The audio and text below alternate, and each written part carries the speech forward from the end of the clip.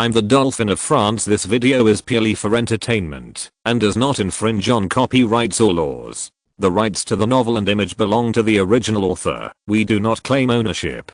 Don't like waiting and want to listen to this fanfic in full now? Subscribe to our Patreon, where you'll find the best fanfics. Chapter 51 Paris Angel Company goes public. In 1717, John Law, a generation of financial tycoons, founded the Mississippi Company in order to solve France's huge debts. He obtained the monopoly rights to operate the Louisiana colony from the French government, and then the company began to sell stocks, because it is said that there are large gold mines in the Mississippi River Basin, and the company has successively obtained the operating rights of more French overseas colonies. The stock price has been rising from 500 livres per share at the time of issuance.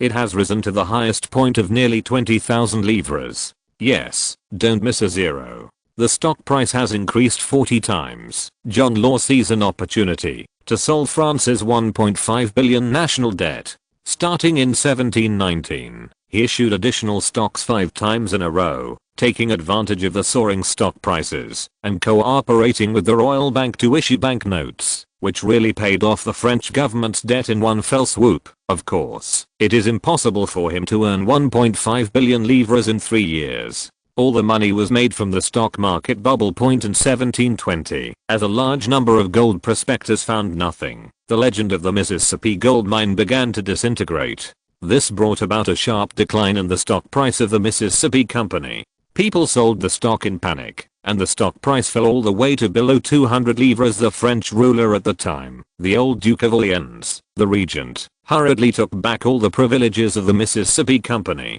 The Mississippi Company went bankrupt, and the bubble of billions of livres disappeared overnight. The amount was equivalent to the combined fiscal revenue of France for more than 30 years at that time. Countless people who bought the shares of the Mississippi Company went bankrupt, and the entire France fell into a serious economic crisis. All industry and commerce came to a standstill, and only agriculture was left alive. This also led to the rise of French physiocrats. John Law left a piece of chicken feathers behind and fled to Brussels, but France did not recover for decades at that time. A similar South Sea Company incident occurred in the United Kingdom, and the British government immediately promulgated the Bubble Act that strictly restricted companies from selling shares. France is also following the same example. It stipulates that any company that wants to sell shares publicly must be reviewed by a cabinet meeting and signed by the king.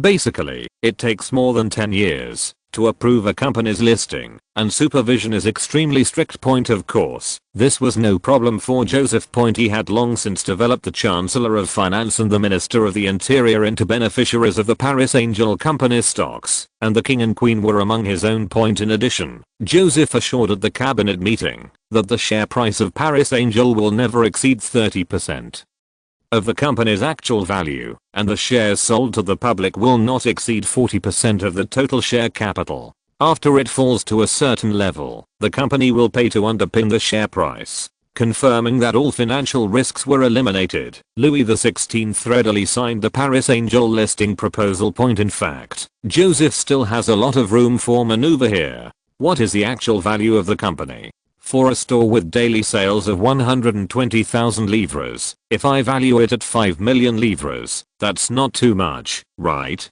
The entire Paris Angel Company can easily be valued at tens of millions of livres. Of course, Joseph didn't want to fish in the water, and messing up the stock market would be of no benefit to anyone. After all, the Industrial Revolution requires a large amount of capital support, and a healthy stock market is a necessary guarantee for the development of industry. What's more, if something like the Mississippi Company happens again, fate may come early. In the open space in front of the Paris City Hall, a wooden platform half a person's height has already been set up. The wooden platform is decorated with a large number of colorful ribbons and garlands, as if it is celebrating some festival. A banner on the top of the wooden platform reads Paris Angel Stock Offering. There are chairs around the wooden platform, and on the platform are the counters of stock traders and the staff sent by various banks to provide services. The most conspicuous thing is a giant smooth wooden board on the left, with the words transaction record engraved on the top. This is where the transaction information will be displayed in the future. The entire transaction site occupies an area as large as two later football fields. Because of John Law's shady operations, the French people's attitude towards stock trading has changed. The stock exchange is also deserted. It has become dilapidated, and the space is very small over the decades, so Joseph simply set up the transaction location outside the city hall at 10 o'clock in the morning. As a melodious sound of drums and horns sounded, and people began to throw flower petals around, Brent walked onto the wooden stage and announced loudly, "Paris Angel Company officially sells shares to the public. Anyone can invest here." Immediately, an assistant showed everyone the document signed by the king allowing the sale of stocks. Then, officials from the Paris City Hall came on stage one by one to deliver congratulatory speeches for the listing of Paris Angel Company. The investors couldn't wait any longer and ignored the officials. They swarmed to the trading desk and shouted to the traders the number of stocks they wanted to buy. Even Brent was almost knocked to the ground. This sight has not been seen in France for decades. In the past, even when some big banks offered stocks, people were extremely cautious and few bought them.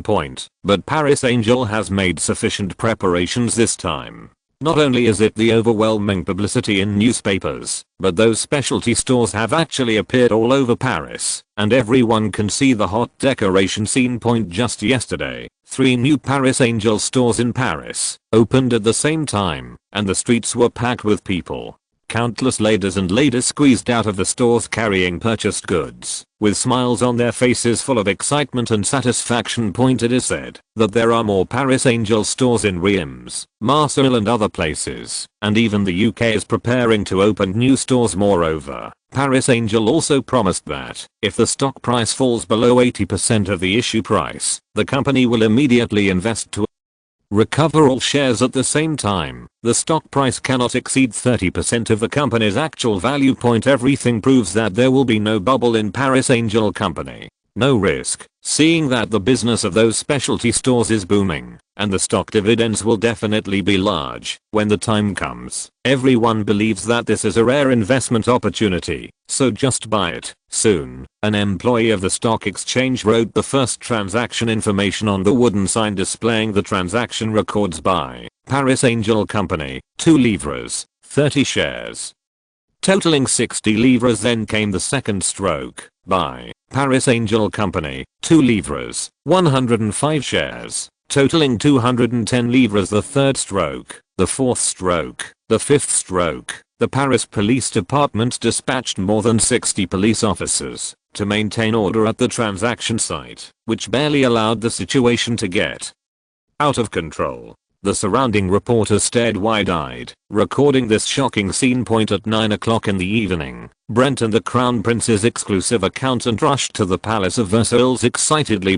In the Crown Prince's reception room, Brent handed a form issued by the exchange to Joseph with trembling hands. The accountant on the side immediately said excitedly, "Your Highness, a total of 773,000 shares were sold, totaling 1.55 million livres. In fact, it is mainly limited by the fact that stock trading in this era relies entirely on manual operations, which is very inefficient. The speed limit for traders to fill in documents and post with a bank is 2,000 orders per day, totaling more than 700,000 shares. People kept coming to buy stocks outside the city hall, and it was crowded, but only a small number of people who queued up early in the morning actually completed the transaction. Joseph praised Brent and then calmly ordered, "Transfer all funds to the Reserve Bank of France. Follow the operation I said before, and there is no need to report to me again until the funds reach 6 million livres. Thank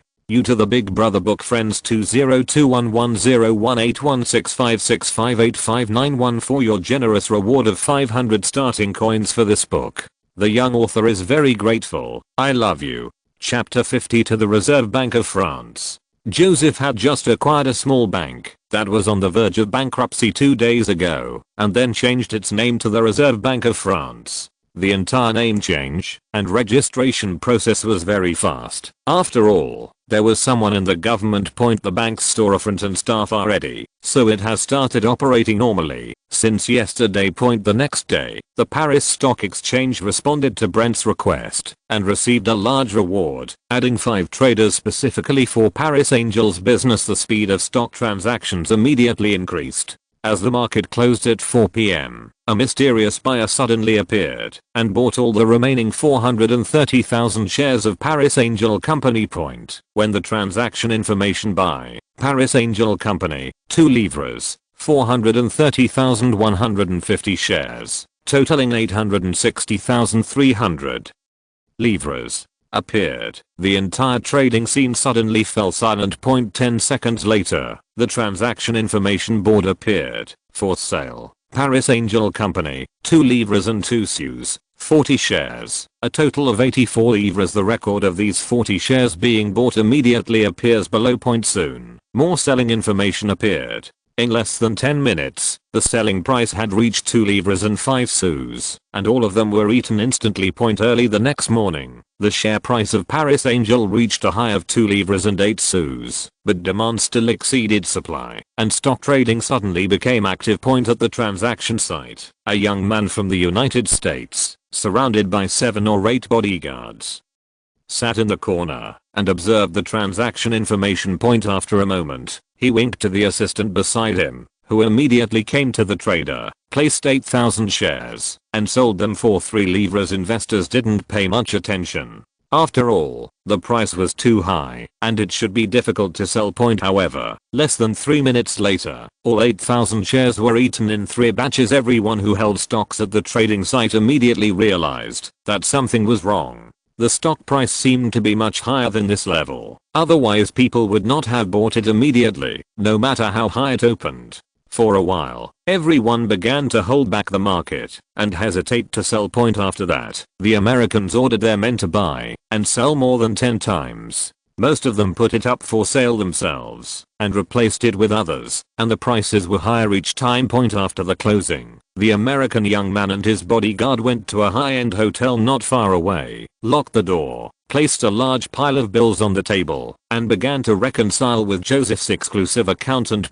Yes, this person is the trader hired by Joseph, and the bodyguards around him are all royal guards because countries such as Britain and France restricted companies from selling stocks. The unrestrained United States became a paradise for stock trading and gave birth to many stock market wizards thanks to their skilled operating skills. The closing price was close to 3 livres and 5 sous. Almost all the front pages of Paris newspapers were frantically reporting on the share price of Paris Angels. Now people not only in Paris, but also in several nearby provinces, have heard the news and rushed to buy stocks, and massive funds poured into the stock exchange. It was not until the 6th day after Paris Angel's stock sale, when Paris Angel's share price reached 4 livres 5 sous, that a large number of selling orders appeared. But once the stock price starts to fall, someone immediately buys it in large amounts to stabilize the price.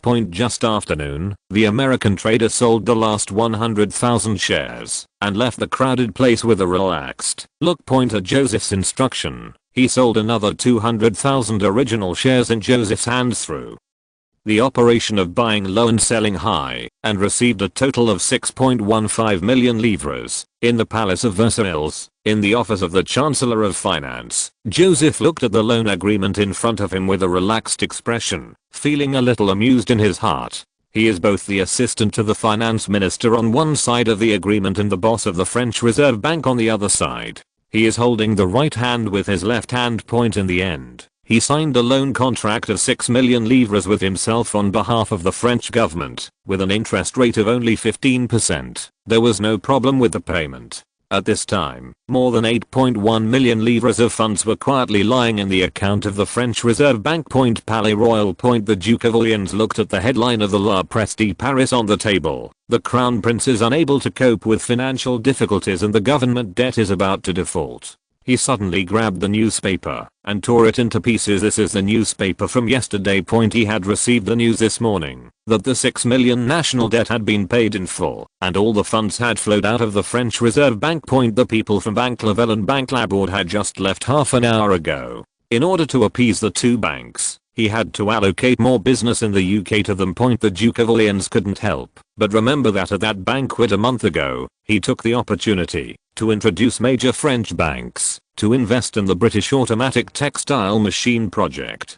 He asked the two banks to block the loan of 6 million livres and asked other banks to cooperate. Situation point at that time, he felt that as long as the matter was handled casually, the Crown Prince would be unable to do anything. After all, the biggest names in French finance are at the banquet table. As long as they nod, no one will be able to get a large loan from the bank. Unexpectedly, that boy actually got the money. Not long after, the butler knocked on the door and came in. He saluted the Duke of Orleans and said, "Sir, we have found out. The bank's original name was Certo Bank, and it was just acquired by His Royal Highness the Crown Prince a few days ago. Bank acquisition information is public and can be easily checked." The Duke of Orleans frowned suddenly. How could this be possible? The Crown Prince can actually create a bank with 6 million funds. How did he do that? Chapter 53 Political Conspiracy. The Duke of Orleans immediately thought of the Paris Angel Company founded by Joseph.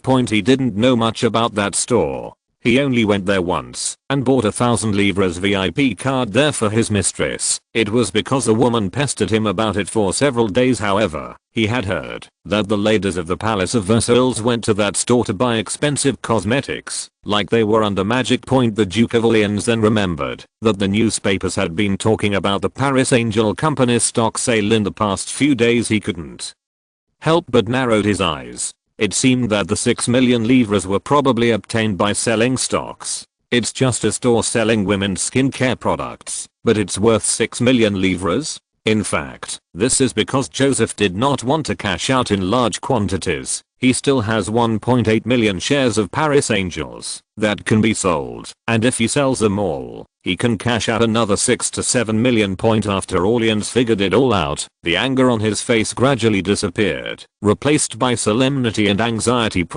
If the Crown Prince was just a bit of a nuisance to him before, it had become a serious problem now. The kind that is so serious that it must be resolved as soon as possible. Public opinion, finance, and the military. These three must not be controlled by the royal family, otherwise there is no possibility of shaking the royal family. After several generations of painstaking efforts, the Orleans family has maximized its efforts to set aside the royal family in these three aspects. For example, in the area of finance, the royal family has almost become a profit-making tool for major banks. Nearly half of the fiscal revenue is used to repay interest, and the debt is increasing. If this continues, it won't be long before the royal family is overwhelmed by huge debts, and that's when the Orleans family has an opportunity. In fact, the original historical trajectory developed exactly this way. But the emergence of the Reserve Bank of France is equivalent to the royal family opening a gap in the financial field.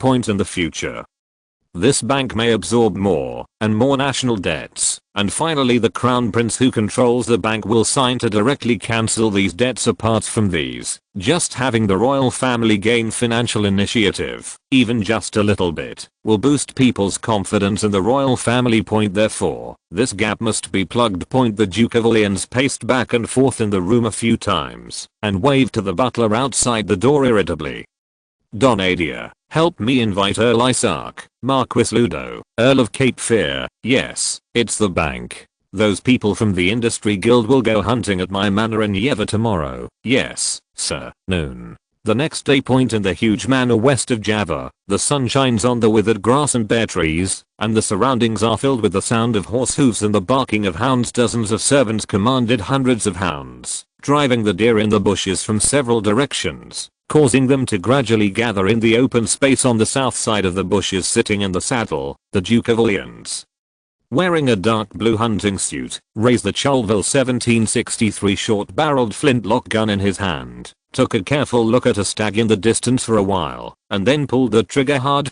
Smoke drifted past amid the loud noise, and the deer jumped forward a few steps disdainfully, lowered its head, and gnawed on the grass. The Duke of Orleans showed regret and signaled to the middle-aged man next to him with slightly bulging eyes and a hooked nose. "Earl Isaac, it's up to you." The middle-aged man smiled slightly and almost raised his gun and shot. The stag in the distance fell over and twitched weakly in the place where it had just been grazing. Several people around him immediately cheered and congratulated him, while the hounds and servants galloped towards the prey. Actually, we also discussed that bank. Earl Isaac threw the gun to the servant and turned to audience. Obviously he violated the recognized rules within the industry, such as using administrative means to cancel the Laborde Bank and Laborde Bank. Vale Bank's government business. An old man next to him with a neck so short that he was almost invisible leaned forward and continued, "If this behavior is not stopped, everyone's interests will be harmed." The Duke of Orleans immediately gave him a smile of approval. "So, I suggest," the old man raised his gun and aimed at the deer, "that members of the banking association should boycott the Reserve Bank of France, including not accepting its bills, asking our customers not to do business with it, etc." A man in his 50s, wearing an off-white tight coat and a big chin, urged his horse to come from behind. "Just like this, I'm afraid I can't stop fartchoosing." Isaac turned to look at the visitor. "So, what suggestions does Mr. Necker have?" Necker saluted him with his hands on his chest respectfully. "I believe that the reason why His Royal Highness the Crown Prince is able to act recklessly in the financial field depends entirely on the support of Her Majesty the Queen and the Minister of Finance. Otherwise, he would not even be able to obtain the Paris Angel Company's stock sale permission. Get." The Duke of Orleans nodded thoughtfully. No wonder the Austrian cousin wanted her son to become the assistant to the finance minister. In this case, with Brian, she would be able to fully control the financial policy. Then the Paris Angel Company and the French Reserve Bank should also be part of her plan. He immediately said coldly, "You are right. Since Bishop Brian has chosen to betray, he is no longer suitable to continue to be the Minister of Finance." Brian was the Speaker of the Conference of Notables, a representative organization of the great nobility, and the leader in opposing Louis XVI's tax reform bill. Later, in order to win over the dignitaries, the 16th Emperor appointed Brian as finance minister. After Brian took office, he realized that France's finances were in dire straits, that the country could suffer disaster at any time, and that tax reform was imperative. As a result, he gave up his personal interests and firmly supported the king. However, he was ostracized by the great nobles in the church. Isaac looked around at the people present and smiled. "If we use our influence to make Brian step down and replace him with a finance minister, such as Mr. Necker, people like Isaac controlled the financial lifeline of France, coupled with Orleans' energy in the political arena and gathering the power of the aristocracy, they definitely had the ability to influence the choice of finance minister." Necker's eyes flashed with joy, and he immediately leaned forward and said, "I will try to get the government to sever cooperation with the Bank of France and push forward a bill to cancel Paris Angel's qualification to sell stocks. All problems will be solved at the root." Joseph was unaware that a political conspiracy against himself had quietly begun. He was currently presiding over the opening ceremony of the first class of freshmen at the newly completed Paris Police Academy. Accompanied by the neat rhythm of military drums, the instructors of the police academy led their trainees to the auditorium with neat steps. "Stand. At attention. Turn right." At the sound of the command, more than 200 freshmen lined up in several square formations, turned around and looked eagerly at their principal, His Royal Highness the Dauphin of France, through the flying dust. Thank you to Mr. K. Shunning for once again generously rewarding this book with 5,000 starting coins. The young author is grateful. I may not have time to add more today, but I will definitely make up for it later. Thanks again. Chapter 54. On the viewing platform of the police academy, Joseph, wearing a brand new blue and white Paris police uniform, showed a cordial smile to the instructors and trainees in front of him and said loudly, "First of all, I would like to congratulate you. You will become a glorious French police officer." Yes, almost everyone looks down on or even despises the police, but please believe me, this kind of history will end from you. The police in France will be a sacred profession to protect the people, maintain law and order, and fight crime. From now on, you will be respected, praised, and loved by everyone, and girls will compete to marry you. After boosting morale, Joseph began to get to the point. "I'm very happy to be your principal. Once a principal, always a principal. Please remember that, no matter what difficulties you encounter, or what adversities you encounter, your principal will stand firmly behind you, and always support you, even if one day you graduate and walk out of the Paris Police Academy, or even if one day you are too old to continue being a police officer, this school will always be the eternal link between you and me. Everyone in the audience was so excited that they couldn't control themselves. They felt that being able to enter the Paris Police Academy was a blessing from the Lord. If it weren't for discipline, some people would have shouted "Long live the principal." Joseph raised his hand and waved vigorously. The Paris Police Academy officially begins today. All the instructors and students raised their hats in salute and responded loudly, "Yes." Immediately, Paris Police Chief Besançon took the stage and announced, "His Royal Highness the Crown Prince is invited to confer the title of new Police Commissioner of the Paris Police Department." Immediately, more than a dozen people in police uniforms, led by Arden, came to the center of the auditorium and stood in a neat row with their heads held high. This ceremony was arranged by Besançon, and Joseph praised this subordinate in his heart. Although the positions have been determined long ago, this ceremony is to tell everyone that your position was given by His Royal Highness the Crown Prince. You must remember who you are working for. Joseph took from Besançon the copper collar buttons and cufflinks engraved with a sword, which represented the rank of second-class superintendent, and were worn by the people who were promoted to police commissioners one by one. After the investiture was completed, the instructor of the police school took the police officers who came for routine training to conduct a formation drill for the Crown Prince.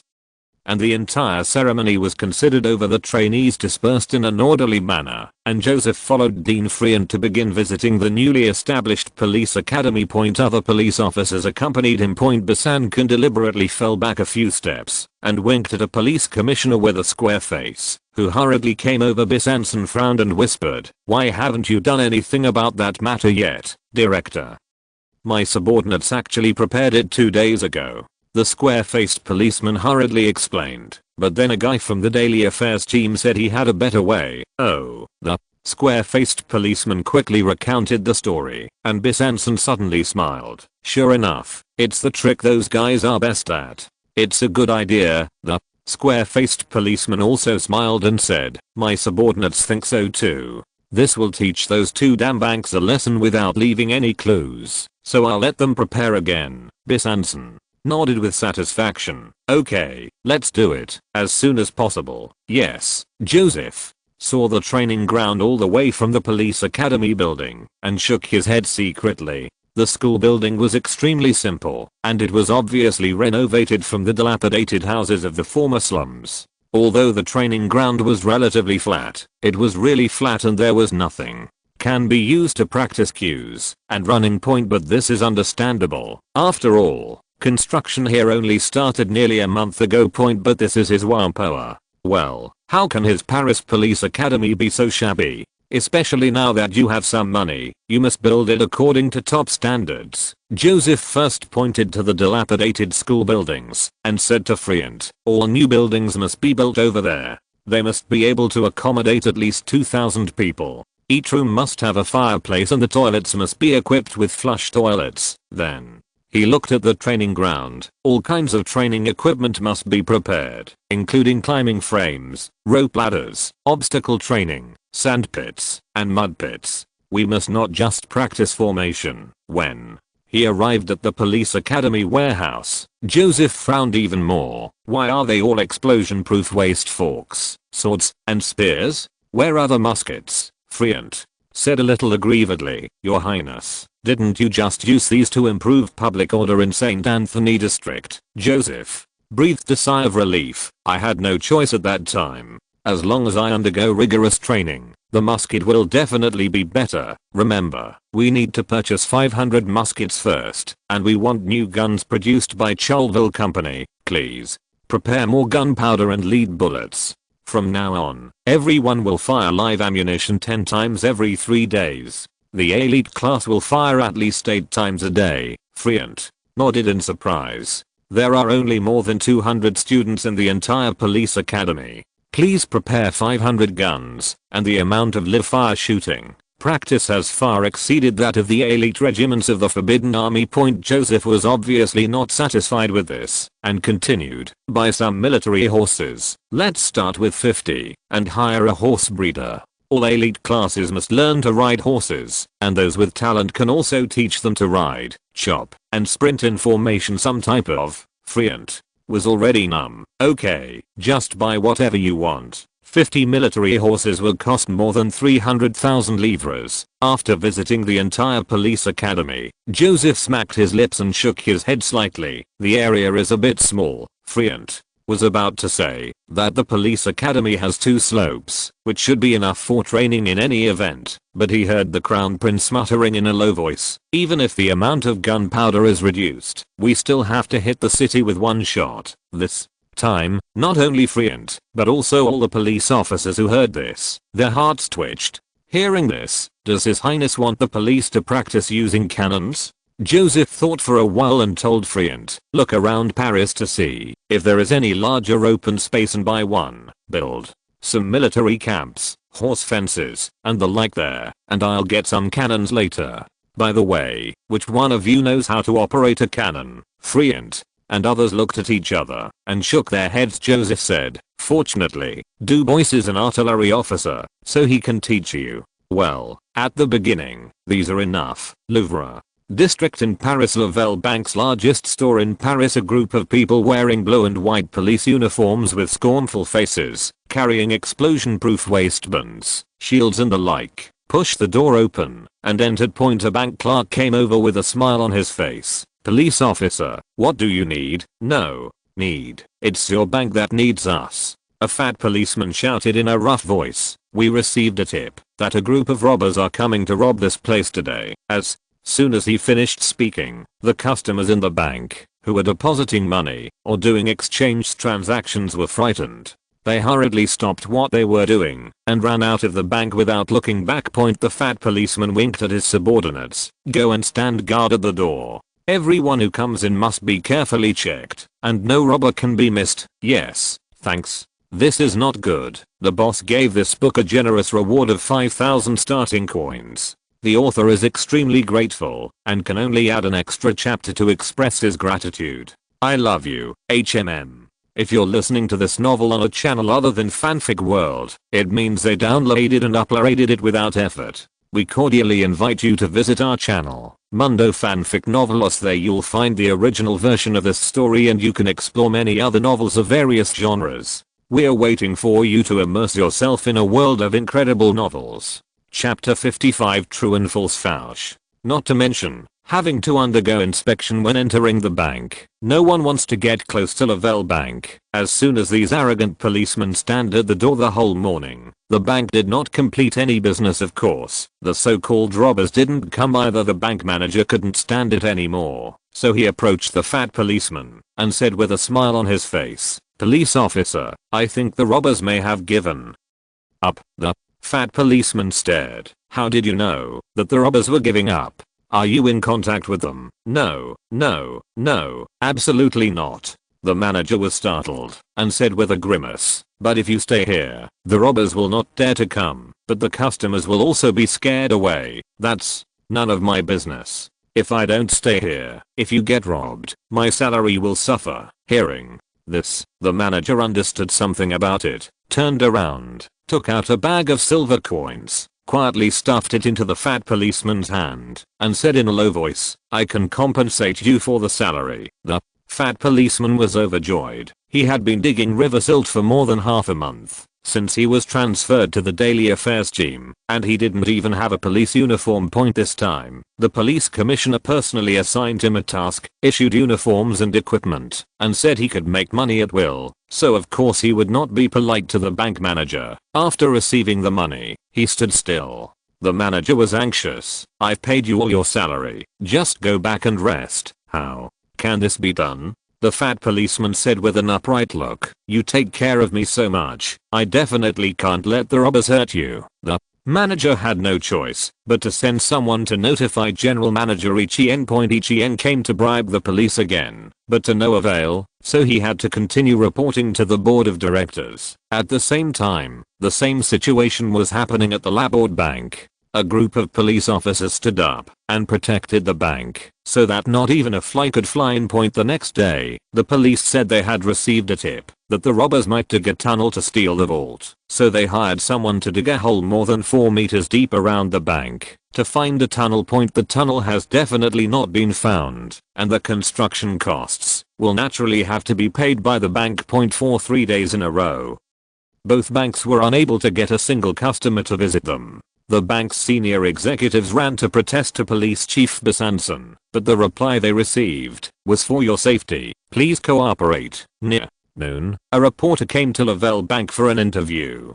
Before he could speak, the fat policeman pulled him and started talking to him mysteriously. When the Saint Antoine district was cleaning up gang members, they found secret messages for contacting foreign gangs. The Ottoman gang had sneaked into Paris and threatened not only to rob the bank, but also to kill everyone inside. The reporter didn't expect to get such explosive news. He immediately excitedly handed the fat policeman a few silver coins and rushed back to the press to finish the story. Soon, everyone in Paris began to talk about the Ottoman gang. Citizens avoided the two banks as if they were demons, not even daring to get closer than 30 meters for fear that they would be implicated if gangsters attacked them.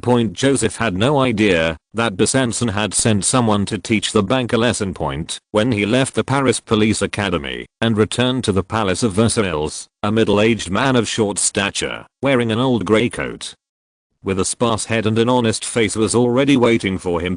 Joseph thought for a few seconds before he remembered his name and smiled. "Captain Prosper, why are you here? Is there any news about that matter?" This unspectacular man was one of the 3 senior spies that the Minister of War had promised to assign to Joseph. He had just arrived in Paris 2 days ago. Given the communication and transportation conditions of this era, he was the first to arrive.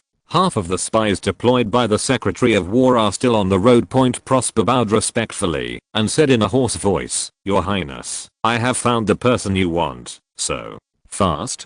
Joseph was a little surprised. In this era, let alone a database of urban residents, there was not even a complete household register. However, the person in front of me found the person in 2 days using only his name and a few characteristics. He is truly an ace spy that even saint priests can't bear to let go of. "This is nothing, Your Highness. If I'm familiar with Paris, 1 day is enough," the spy said, frowned, and then continued, "It's just that there is still a little trouble now." "Oh, what's the trouble?" Prosper said. "There are 2 people named Joseph Fouche who meet the characteristics you mentioned." Yes, the person Joseph asked him to find was none other than Fouche, who later served as the Emperor's chief intelligence officer, participated in the entire coup of Brumaire, and later took refuge with Louis XVIII, who was known as the executioner of Lion Point originally. Joseph was planning to select one of the spies from Prosper to head his future intelligence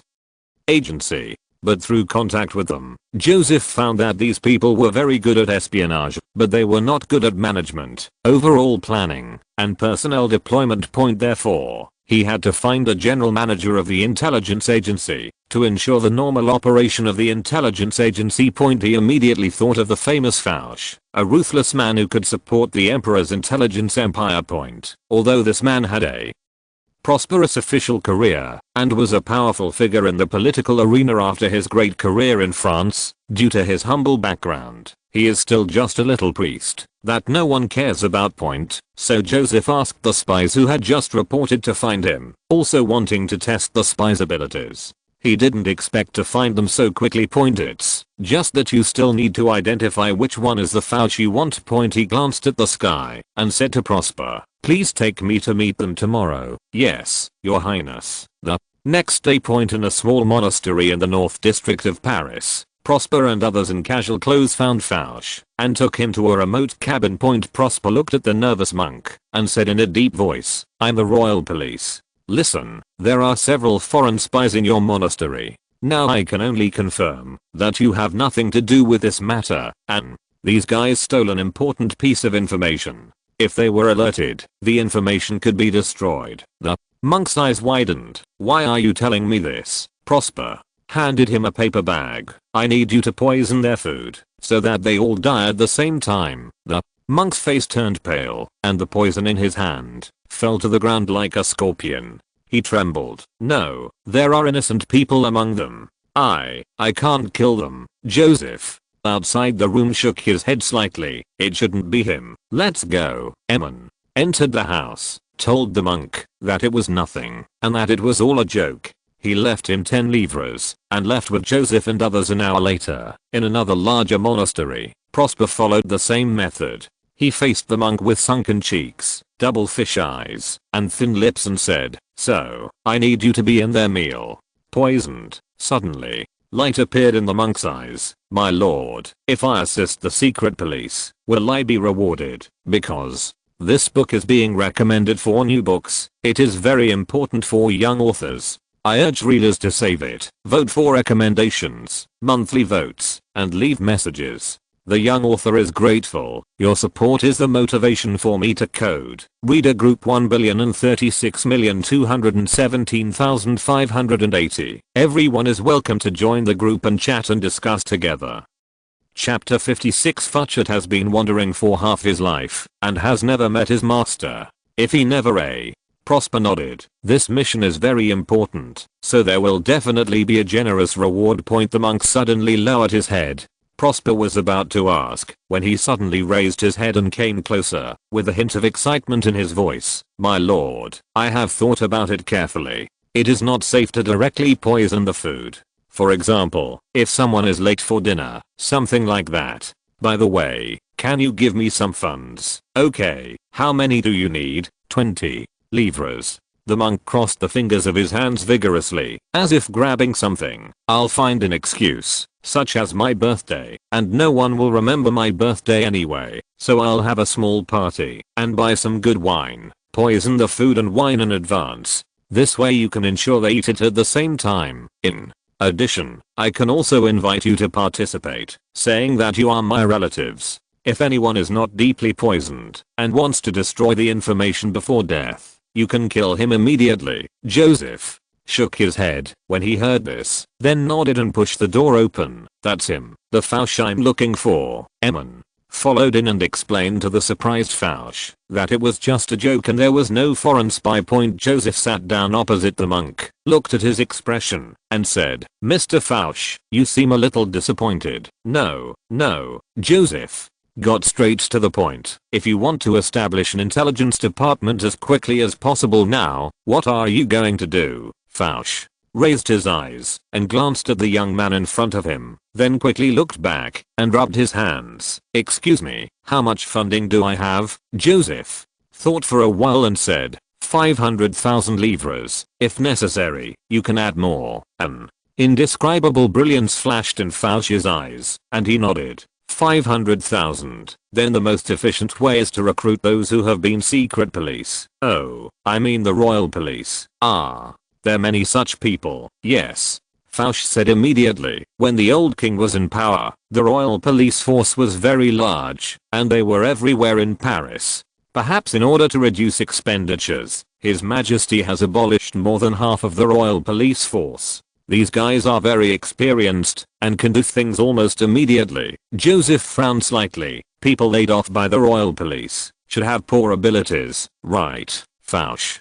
smiled. "You may not know that the royal police officers decide whether to stay or leave based on their ability. They all depend on connections and silver coins. In fact, it is the people who are fired who can really work, because their time was spent on gathering intelligence, but neglected to flatter others. In addition to these people, I can also recruit people from universities and even military academies. They are very smart and have been exposed to the upper class society. With a little practice, they will be qualified spies. In addition, there is a post office." Joseph nodded secretly after hearing this. Fouche was indeed gifted in intelligence, and the emperor also had a keen eye point. He was a little curious and asked, "You are a monk, how do you know so much about the royal police, universities, and the post office?" "See more, listen more, think more." Fouche glanced at Joseph again. "I must let myself know more. I have to have royal police, nobles, churches, schools, rich people, poor people, and even thieves. You know. Since I won't be in this monastery forever, those things will come in handy sooner or later. Very good.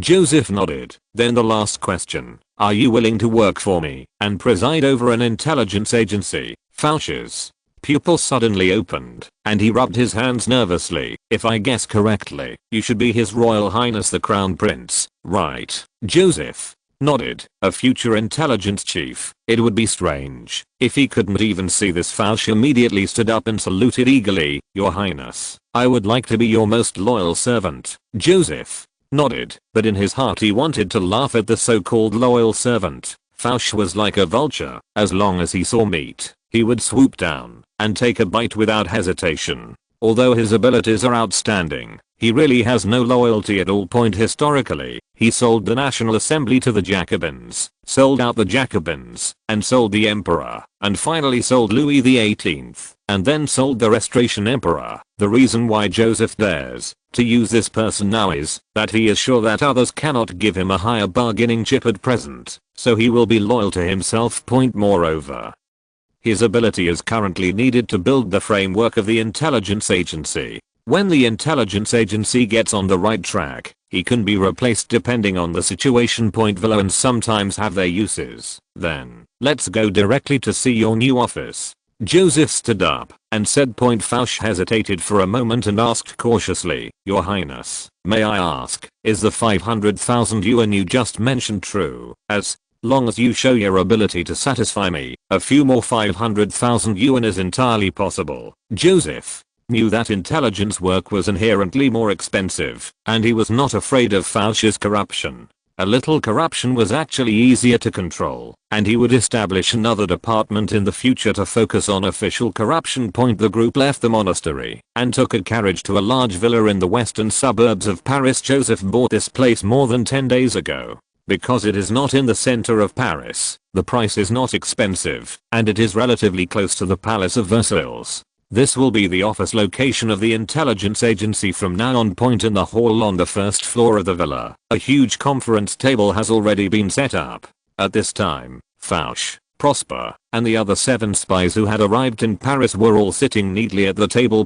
Joseph looked around at everyone and said, currently, this intelligence agency is under the police station and is called the Police Bureau Intelligence Division. However, it is not under the jurisdiction of the police station and is directly responsible to me. He looked at Flourishes. For the time being, Flourishes will serve as the head of the intelligence department of the police station. Yes, Your Highness. Thank you for your trust. Flourishes, who was still wearing a priest's robe, stood up and saluted, looking a little strange. To be honest, he still hasn't figured out why the Crown Prince entrusted him with important responsibilities so quickly. All of this is like a dream. Yesterday, I was still praying that one day I would be successful. Today, the Crown Prince came to my door. Suddenly, he thought of a possibility. His Royal Highness the Crown Prince must have been observing me for a long time in some place that I was unaware of. Thinking of this, he suddenly felt a lot more at ease. I hope that the son of God's favorite really has magical power. Joseph continued, Captain Prosper, you will be the commander of the action team and be responsible for specific operations. Yes, Your Highness. Captain Quentin. Joseph looked at another senior spy. You will be responsible for the training of intelligence personnel. From now on, you will go to the Paris Police Academy at least 2 days a week to teach intelligence courses there. In addition, you can also select qualified personnel from the police academy. Talented students are directly absorbed into the police intelligence department. Yes, Your Highness. As for the duties of other people, including those who have not arrived in Paris yet, Joseph signaled to Flourishes, it will all be decided by the supervisor. Thanks. Two-leg cheap game. Forgot to worry, and fearless HP_Lovecraft, and book friends 20230123232941862. These 4 great guys gave rewards to this book. Cheyenne Haitian is so grateful. Chapter 57 Mrs. Anne Bellon. Joseph did not intend to interfere too much with the specific preparation and establishment process of the police intelligence department. He is a layman in this area, leaving the specific work to those who are good at it. He only needs to control the general direction point. Everyone in the police intelligence department looked at the leaving figure of the crown prince, all looking eager to try point. To be honest, when Prospel and others heard that the police intelligence department was part of the police system, they were quite dissatisfied, even if it was only in name. At first, they all thought they would be transferred to serve in the Forbidden Army. However, after learning that he would receive a high salary that could offset any psychological trauma, all the unhappiness immediately disappeared and was replaced by energy that filled his body. The Duke of Orleans returned to the Palais Royal with a relaxed smile on his face. Just as he was about to overthrow Brian, news came from the High Court that the latest tax bill submitted by Brian had extremely tough provisions that did not take into account the feelings of the nobles. The High Court dismissed the bill before even completing the process. It's just like God arranged it. This will be a perfect opportunity to deal with Brian. At the just concluded cocktail party, he had completed all the layouts with ease. The first is to obtain the support of those influential nobles. They will spread the news that Brian will only harm the interests of the nobles and is the enemy of all nobles, calling on the nobles to resolutely resist the policies implemented by Brian. Then, he formed an alliance with the Minister of Justice and the Minister of Foreign Affairs, and will join forces at the cabinet meeting to promote the motion to remove Brian on the grounds that Brian is incompetent and has made no progress on the tax bill. At the same time, people in the entire financial field will cooperate from the outside and spread the word, attacking Brian for not understanding economics, and only the big bank Necker can save France's finances.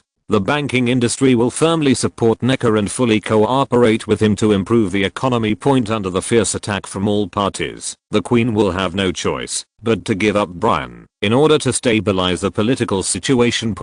As long as Necker comes to power, everything will be back under his control. The Duke of Orleans walked briskly through the east corridor and walked towards his study, but suddenly heard some strange noises. He immediately stopped and turned towards his son's piano room. The door to the piano room was closed tightly, and the sound became clearer and clearer. He frowned and looked at the guard standing far away. The latter immediately lowered his head deeply and whispered, I don't know anything." The Duke of Orleans shouted to the piano room, "Philip, are you in there?" There was a messy sound in the piano room. After a moment, the door was pushed open. A plump woman in her late 30s ran out in a panic. She was the piano teacher of the Duke of Orleans' son. The woman's face was flushed, her hair was disheveled, and her skirt was askew. It was obvious that she had put it on in a hurry. She curtsied to the Duke of Orleans, then hurried away, leaning against the wall. The Duke of Orleans entered the door with a sullen face and saw that his son's shirt was buttoned incorrectly. He immediately pointed at him and scolded him. "How many times have I told you, don't get involved with such lowly people? You can definitely go to those families. Noble ladies, they will be happy to be with you." Although little Philip avoided his eyes, he interrupted him dissatisfied. "How can those little girls compare to Mrs. Hulot's charm?" Little Philip shrank his neck, hurriedly turned around, and fled from the piano room. The Duke of Orleans was about to get angry, but suddenly he remembered the unclear experiences he had with the adult maids at home when he was the age of his son. He suddenly felt relieved, shook his head and sighed. Who of the boys at this age can resist the temptation of those mature women? When he mentioned maturity and charm, the figure at the reception immediately came to mind. Amares Sanbellen. Her enchanting, charming beauty, every pore on her body, exudes temptation that men can't resist. Countless nobles were fascinated by her. She had at least 6 or 7 lovers. If a boy of Philip's age saw her, he would probably only be thinking about that kind of thing. He suddenly sneered. This coquettish woman didn't know that one of her lovers, the Earl of Cape Fear, had been infected with syphilis during the hunt the day before yesterday. The Earl of Cape Fear was still showing off to everyone how he and Mrs. Sanbellen had a happy relationship before coming here, and he had just been diagnosed with syphilis that day. In other words, within a few years, that woman would be covered in sores, exuding the smell of death, and become shunned by everyone. Although syphilis was used as a talking point by the nobles to show off their romantic status, everyone knew that it was a terrible terminal disease. The Duke of Orleans knew that Louis XV actually died of this disease. If only their whole family died from this disgusting disease, He cursed fiercely, but suddenly he froze, as if he had caught something. That's right. Let them all get infected by this. There was ecstasy in his eyes. That boy will definitely not be able to resist the temptation of Mrs. Sanbellon, and then she will infect him. Yes, that's it. He thought carefully for a long time and confirmed that the success rate should be very high, and even if it failed, he would have no loss. He immediately summoned the housekeeper impatiently and gave him some low-key instructions. Yes, sir. A few hours later, at Madame Sinbairon's house, Viscount Val said with excitement, "That person said that, as long as you can seduce the Crown Prince, you can get 15,000 livres, Mrs. Sunbaron put her slender arms around his neck and said with a charming look, "So much money? Which big shot is so generous? What does he want to do?" Naturally, Viscount Valls did not dare to name the Duke of Orleans. He just waved his hand and said, "Don't worry about who it is. That person wants to take refuge with the Crown Prince, so you need to know something about his movements. You just need to catch up with the Crown Prince and report some of his movements. If so, you can get extra remuneration." Madame Sanbellon was obviously very interested. Seducing a 13-year-old boy was a sure thing for a love giant like her, and maybe there would be another reward from the Crown Prince. There was so much chaos in the French court that it was not uncommon for someone to hook up with the king, and it didn't matter at all if someone knew about it. She suddenly felt that it was a great loss that she had not thought of this path before. She smiled coquettishly and nuzzled Viscount Val's face with the tip of her nose and cooed, "Don't you feel bad when you push me into someone else's arms?" The latter pressed her onto the velvet mattress, lowered his head and kissed her. "It's not like I can't come to you, so what are you afraid of?" "Oh, I hate it." The next day, in Queen Mary's concert hall, a group of ladies surrounded the Queen, chatting about various gossips to the soothing music. The Queen's maid, Count de Beninac, suddenly said, "Next week is St. Nicholas Day, so we should hold a masquerade as usual, right?" Mrs. Sanbellon, who was standing on the edge, was moved when she heard this. The Crown Prince would definitely attend the St. Nicholas Day dance. This was an opportunity. Countless love experiences flashed through her mind, and she immediately smiled and said loudly, "Everyone must be tired of the same masquerade party every year. I have a great idea this year. Thanks to Mr. Wang from the previous night for generously tipping this book. The young author is grateful." Chapter 58 Saraband Dance. The lady's eyes immediately turned to Madame Sinbairon, and when she told her the idea for the ball, there was a burst of laughter. "I think this is a good idea." Count de Boninac was the first to confirm. Queen Mary smiled and nodded. "It's very interesting. Let's do it this year." All the ladies agreed. This year's masquerade will be very exciting. Mrs. Sanbellon is truly full of wisdom. "I'm going to dance all night." From that day on, a new face suddenly appeared in the Crown Prince's palace. Enchanting and charming, making every man look at her with side eyes. It was Madame Sinbairon. The Palace of Versailles originally had a tradition of great nobles serving members of the royal family. For example, when the Queen gets up every morning, the wives of princes and dukes often come to dress her. Although Mrs. Sanbellon's status is not very noble, she is still qualified to do some chores in the Crown Prince's palace. Especially after she gave some small gifts to the Crown Prince's maids. She could be seen everywhere except for the affairs where designated personnel were responsible. Madame Sinbairon was very skillful. She would often appear in the Crown Prince's peripheral vision with a vase, tablecloth, etc., and let other maids call her name, but never let the Crown Prince notice her directly. Joseph had no idea that there was such an extra maid.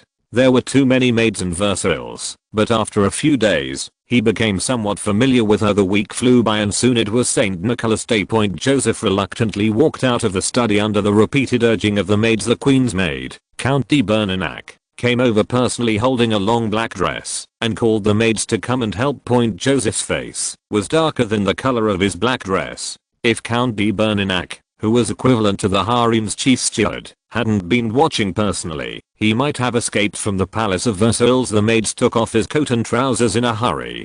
Count de Beninac immediately put the black skirt gently on his head, then helped him put his hands out of the cuffs and tightened the back of the skirt. plastic belt.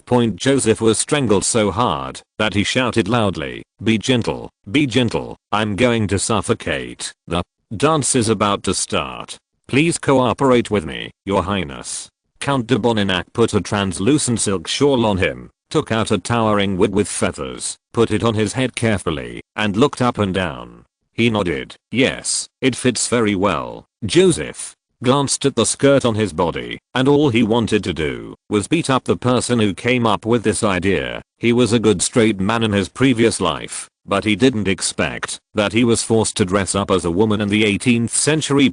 Yes, the theme of this masquerade is men and women swapping. Men wear women's clothes and act like ladies, and women wear men's clothes and act as gentlemen. Joseph glanced at the mirror. It was simply unsightly. He shook his head and said to himself, the French are really having fun. In fact, in the private dances of some nobles in this era, bottomless gamma play abounded. And tonight's masquerade party is already very serious. Fortunately, Count de Boninac did not force him to wear high heels, because these are not just for ladies. When Joseph put on the mask and came to the Hall of Mirrors in the Palace of Versailles like a zombie, a burst of cheerful music immediately sounded everywhere. The 24 huge bohemian crystal chandeliers on the ceiling gave off dazzling light, illuminating the hundreds of noble men and women attending the ball, all turning their heads to look at Joseph. The king and queen have arrived. Queen Mary, who was wearing a red swordsman costume and a short mustache on her lips, looked at Joseph and said angrily, Miss, you are late. Louis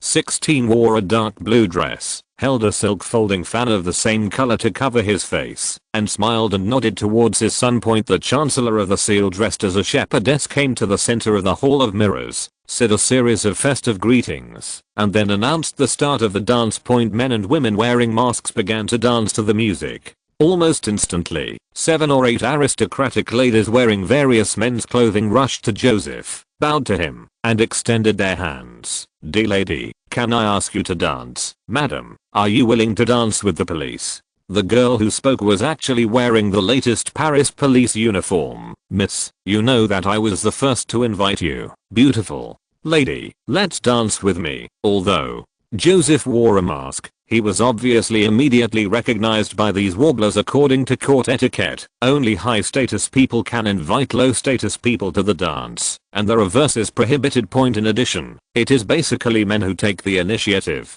to invite women to dance, but today is a gender reversal theme. These girls seized the opportunity and pounced on the crown prince, who was haunted by dreams without hesitation. Finally, a strong car driver pushed the other girls aside, took the hand of the still dazed Joseph, dragged him to the middle of the dance floor, and coughed hard. Cough. It must be that she had already greeted everyone, and the nobles around them immediately stopped and gathered around her and Joseph. The coachman asked softly, Miss, what dance steps do you want to dance? Joseph was so embarrassed that he wanted to escape. Following the expectant gazes around him, he had no choice but to say, saraband dance, follow your instructions. The coachman signaled to the musicians, and Batch's dance music was immediately played. Joseph was dragged to dance. He had only been learning court dancing for a month, and looked extremely clumsy. The musician stared at the Dauphin's feet, trying desperately to get the accompaniment to follow his steps, but it was obviously a very difficult thing to do. If they knew the term Brownian motion, they would definitely use it to describe the crown prince's dance steps soon. Joseph stepped on the coachman 3 times, and gave her an elbow. The girl in police uniform took advantage of the car driver's opportunity to rub his shoulders, and stepped forward to snatch Joseph away. Beautiful lady, what dance steps do you want to dance? Saraband. Joseph had no choice but to learn this dance. The music started, the dance started, and soon the police also gave up, and the cavalry came up. What kind of dance do you want to dance? Joseph sighed. Saraband dance. In this way, he danced the saraband for nearly an hour. Although the aristocratic ladies were made miserable by his poor dancing skills, they still continued to fight bravely and strive for the first place. In the corner, Mrs. Sambalant, pretending to be a scholar, watched helplessly as a large group of young girls surrounded the crown prince, angrily kneading the desket's geometry in her hand. The idea of this dance was hers, just to create a chance for herself to flirt with the crown prince. but at this time she couldn't get close to him at all. Those noble ladies were too strong. She suddenly threw the geometry book aside and showed a disdainful smile. Huh. With this little ability, you still want to compete with me? She asked the servant for paper and pen, thought for a moment, quickly wrote a note, handed it to Viscount Valls, and motioned to Joseph. Finally, after Joseph changed his 10th dance partner, Perna, who had been silently paying attention to him, saw his embarrassed expression and couldn't bear it. She stepped forward and opened the door to invite him. Dancing woodcutter, Your Highness's pneumonia has not recovered yet, so it is not advisable to exercise for a long time. Ah, she's right. Joseph heard the sound of nature and felt that Perna at this time was just like Mary coming into the world, with her whole body exuding the brilliance of holiness. He nodded to her gratefully and squeezed out of the crowd, as if running for his life. Thanks to Mr. Wang from the previous night for tipping this book again. The author is so grateful. I will work harder. Chapter 59. I want to duel with you. Perna looked at the back of the Crown Prince, worried that he would be in a bad mood because of the dance just now. She wanted to follow him, but she was a little hesitant. She suddenly remembered that she had the task of paying attention to His Highness's health. She pursed her lips, pushed aside the noble ladies who glared at her, and chased after Joseph. Joseph tightened his mask, pulled off the obstructive shawl, and got out of the crowded crowd. He took a deep breath and wiped his sweat. Before Ying Yan caught her, she simply walked to the door of the Hall of Mirrors and escaped. The air in Versailles Square at night is cool and fresh. He stretched out his arms and walked slowly, feeling a lot more relaxed. He couldn't help but secretly swear in his heart that he would never attend these dances again. By the dim light of the oil lamp in the courtyard, Emma, dressed as a maid, vaguely saw the figure of the Crown Prince and ran over quickly. Your Highness, why did you come out so quickly? A light figure wearing a white robe arrived from the other side almost at the same time. Your Highness. Emma turned his head, a little surprised. Miss Perna, why don't you? He glanced at the two of them, suddenly thought of something, and coughed dryly. Ahem, Your Highness, I have something to do, so I'm going over there first. Don't leave. Perna blushed anxiously. I just came to ask Your Highness if you feel uncomfortable in any way. Joseph hurriedly said, I'm fine. I just want to get some air. Dancing is really terrible. Emma realized that he seemed to have misunderstood and nodded awkwardly. Ah, yes, those ladies are too enthusiastic. While the three of them were chatting awkwardly, they saw two figures walking towards them, and there seemed to be a girl sobbing. No, Andre, you won't understand. If I could, I would trade everything for the time I spend with you. The man's voice said, oh, Emily, please marry me. Since we are reunited by a merciful fate, I will never miss it again. But, you know, this is impossible. The girl tried hard to hold back her tears and said intermittently, my heart tells me to entrust you with all my love, but my reason tells me that the entire Villa family is still under pressure. It is on my shoulders that I must let go of my love for you and move into the arms of another man who has kept me locked in love. My dearest Emily, I really want to prick my ears so that I can't hear your cruel words, and I also want to prick my eyes so that I can't see the sad tears flowing on your face. Do you know? Do you appear in my dreams every night? I love you, and you love me too. Isn't this enough? Do we need to let another innocent soul stand between you and me to carry our unpredictable destiny and painful feelings? The girl cried quietly again. It seemed that the young couple was talking about the key point. Joseph didn't want to disturb them, so when he was about to avoid it, he found that behind him was a large field of neatly trimmed pine cones, and the road in front of him was occupied by the young couple. He looked helplessly at Emma, who looked around and pulled him behind a maple tree. Perna also hurriedly followed. It's just that the maple tree wasn't big enough. Emma's back was pressed against the trunk, and Joseph and Perna were squeezed together, barely revealing their figures. Fortunately, the moonlight was dim, so it was difficult to find anyone hiding here without looking carefully. The girl's choked voice came closer and closer. Andre, not all love can see the Sunday you. No, my mother values faith too much and cares too much about the title of Duke. She, the Man hugged her tightly. Emily, I have just made a contribution on the battlefield, and now I have been promoted to lieutenant. Please believe me, in a few years, I will have an identity worthy of you. The girl also hugged his waist, shook her head in pain and said, but, my cousin keeps urging me to marry his son, and I can't hold it anymore. No, you can't marry him. The man said urgently, your mother won't agree, right? The girl sighed. Did you know? In fact, it was my mother who suggested that my cousin transfer you to Soissons, just to make me forget you. Andre? Soissons? Joseph frowned slightly, suddenly remembering the man's voice. Is he Lieutenant Davout? Eamon poked out half of his head and looked at the 17 or 18-year-old girl wearing a crusader uniform through the dim gaslight and thought, she seems to be the Duke of Villars. Duke? Perna whispered in surprise, that girl is actually a duke. Eamon nodded and also lowered his voice. Do you know Marshal Villars?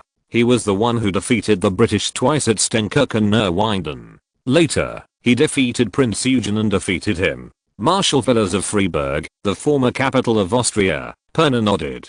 She had naturally heard of the famous marshals in the Louis XIV and Louis XV eras. Eamon continued. This Miss Mary Emily is the great-granddaughter of Marshal Villars, and is now the Duke of Villars. However, her father was severely punished for delaying a fighter plane during the 7 Years' War, which led to the family's strength. It has declined greatly, but the Villars are still very prestigious in the army, especially in the Milan area. At this moment, a tall and thin man dressed as a flower girl came quickly. When he saw Emily, he immediately shouted, my dear Emily, why did you come here? Come back with me? The dance isn't over yet. Emily immediately said coldly, you don't have to worry about where I go. Please go away. But the flower girl reached out to pull her. I'm your fiancé. How can I ignore you? No, you are not my fiancé. I never promised you. The flower girl smiled. It's a matter of time. Your mother will definitely agree to your marriage to me. If it weren't for the 30,000 livres my father gave her, I'm afraid your family wouldn't even have the Duke of Villars family. No decency can be maintained. Behind the maple tree, Perna asked doubtfully, 30,000 livres is indeed a lot, but will Duke Villars' mother marry her daughter to someone she doesn't like just for this money? Eamon whispered, I heard that the property and power of Duke Villars' family are managed by Major General Villars. Oh, Miss Emily's cousin. Now, it seems that he may have sidelined Miss Emily and her daughter and firmly controlled all of this in his own hands. Joseph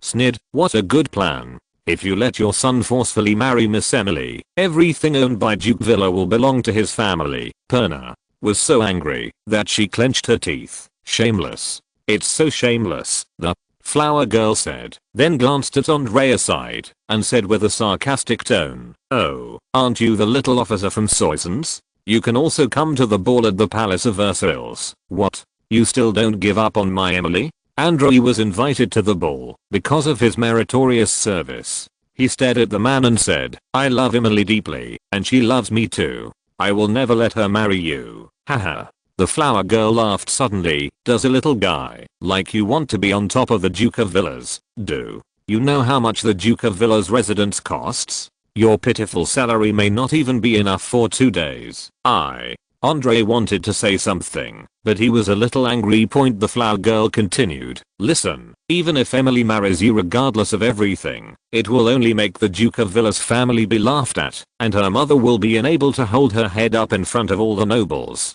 Why? He said in a measured tone. Oh, Mrs. Verrill, I heard that your daughter married a poor lieutenant with no title. You are so pitiful, you. Andre's eyes were red. He suddenly took off his gloves and threw them on the ground. He suddenly pulled out his sword. I, Louis-André de Davout, want to duel with you. Thanks to the big guys Brutus and Zeffiraro for generously tipping this book. The young author is very grateful. Your support is the motivation for me to code. Thank you again. Chapter 60. I have a friend who can do divination. The flower girl on the opposite side sneered and drew her sword from her waist. I, Honoré Roche de Villars, will make you remember today's lesson. Almost all members of the Villars family have military backgrounds, and the Celluosi is no exception. He served as a major in the Bourges regiment and was quite courageous. No, Emily exclaimed quickly. Stop it. However, once the two young men drew their swords, all they expected was each other's blood. Andre took the lead in attacking, stabbing the opponent's ribs with the swift sword in his hand. Luozi slammed down hard, pressing the tip of his sword to the ground, and then stabbed his calf. Andre had been on the battlefield seriously, and had seen blood. His reaction between life and death was extremely fast. He immediately stepped back, and at the same time, slashed upward with the edge of his sword. Luozi hurriedly dodged, as if he didn't expect that this low-level officer's swordsmanship was so powerful. He immediately cheered up, and moved his hands a little faster in the garden of the courtyard. The lady in red and the flower girl shuttled back and forth in the shadow of swords, fighting inextricably. Joseph peeked his head out from behind the tree to watch. He could feel that Andre had the upper hand, but the light was dim at this time. If anyone didn't pay attention, thoughts flashed through his mind. First of all, the brother of the future Marshal Davout must not be allowed to die here. Secondly, Emily and her daughter were obviously being bullied and their family fortune was about to be robbed. Since she was Andre's sweetheart, it was unjustifiable not to help the young couple.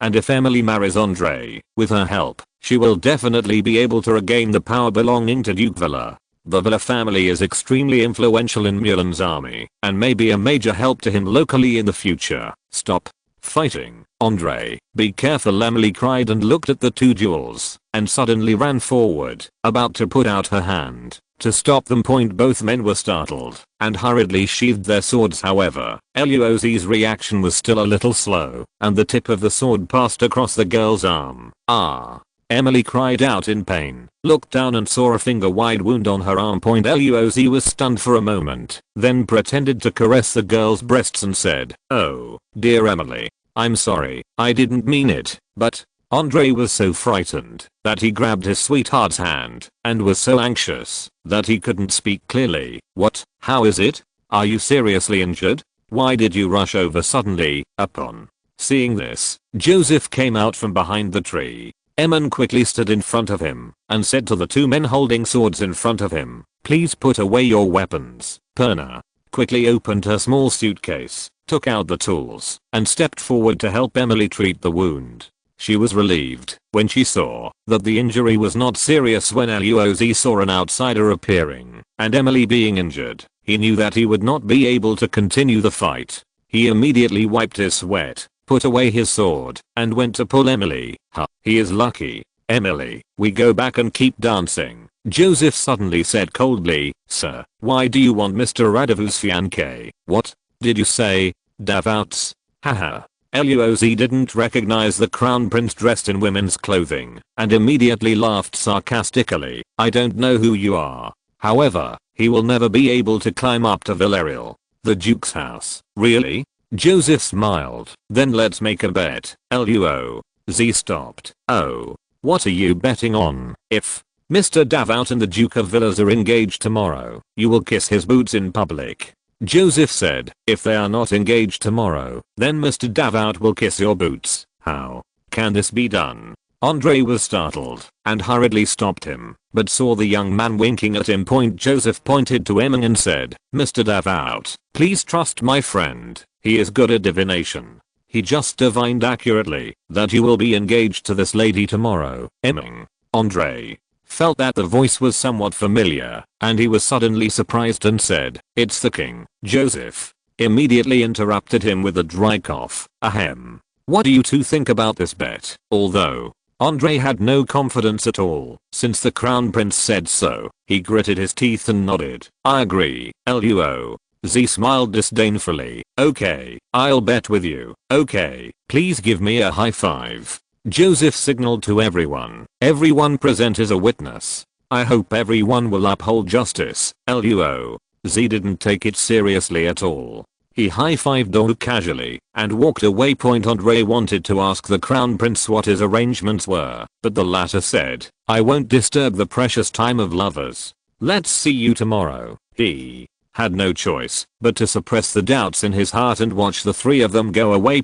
Emily then remembered something, and hurriedly waved to Perna's back. "Thank you for treating my wound. I wonder if you can tell me your name." When she didn't get a reply, she sighed softly, turned around and hugged Andre hard. Thinking that this might be their last time together, after walking for a while, Perna asked Joseph curiously, "Your Highness, how do you want Miss Emily and Mr. Davant to get engaged?" Joseph smiled slightly. "I will convince Miss Emily's mother. Persuade." Joseph gestured toward the Hall of Mirrors. "Let's go find her now." When the three returned to the Hall of Mirrors, the dance was reaching its climax, and everyone was dancing elegantly to the music. Joseph was worried about being besieged, so he just stood still in the corner and asked Emmon to find Emily's mother. As soon as Emmon left, a young man in a sequined skirt came over, looked Joseph up and down, then put a note into his hand and pointed to the second floor platform of the Hall of Mirrors.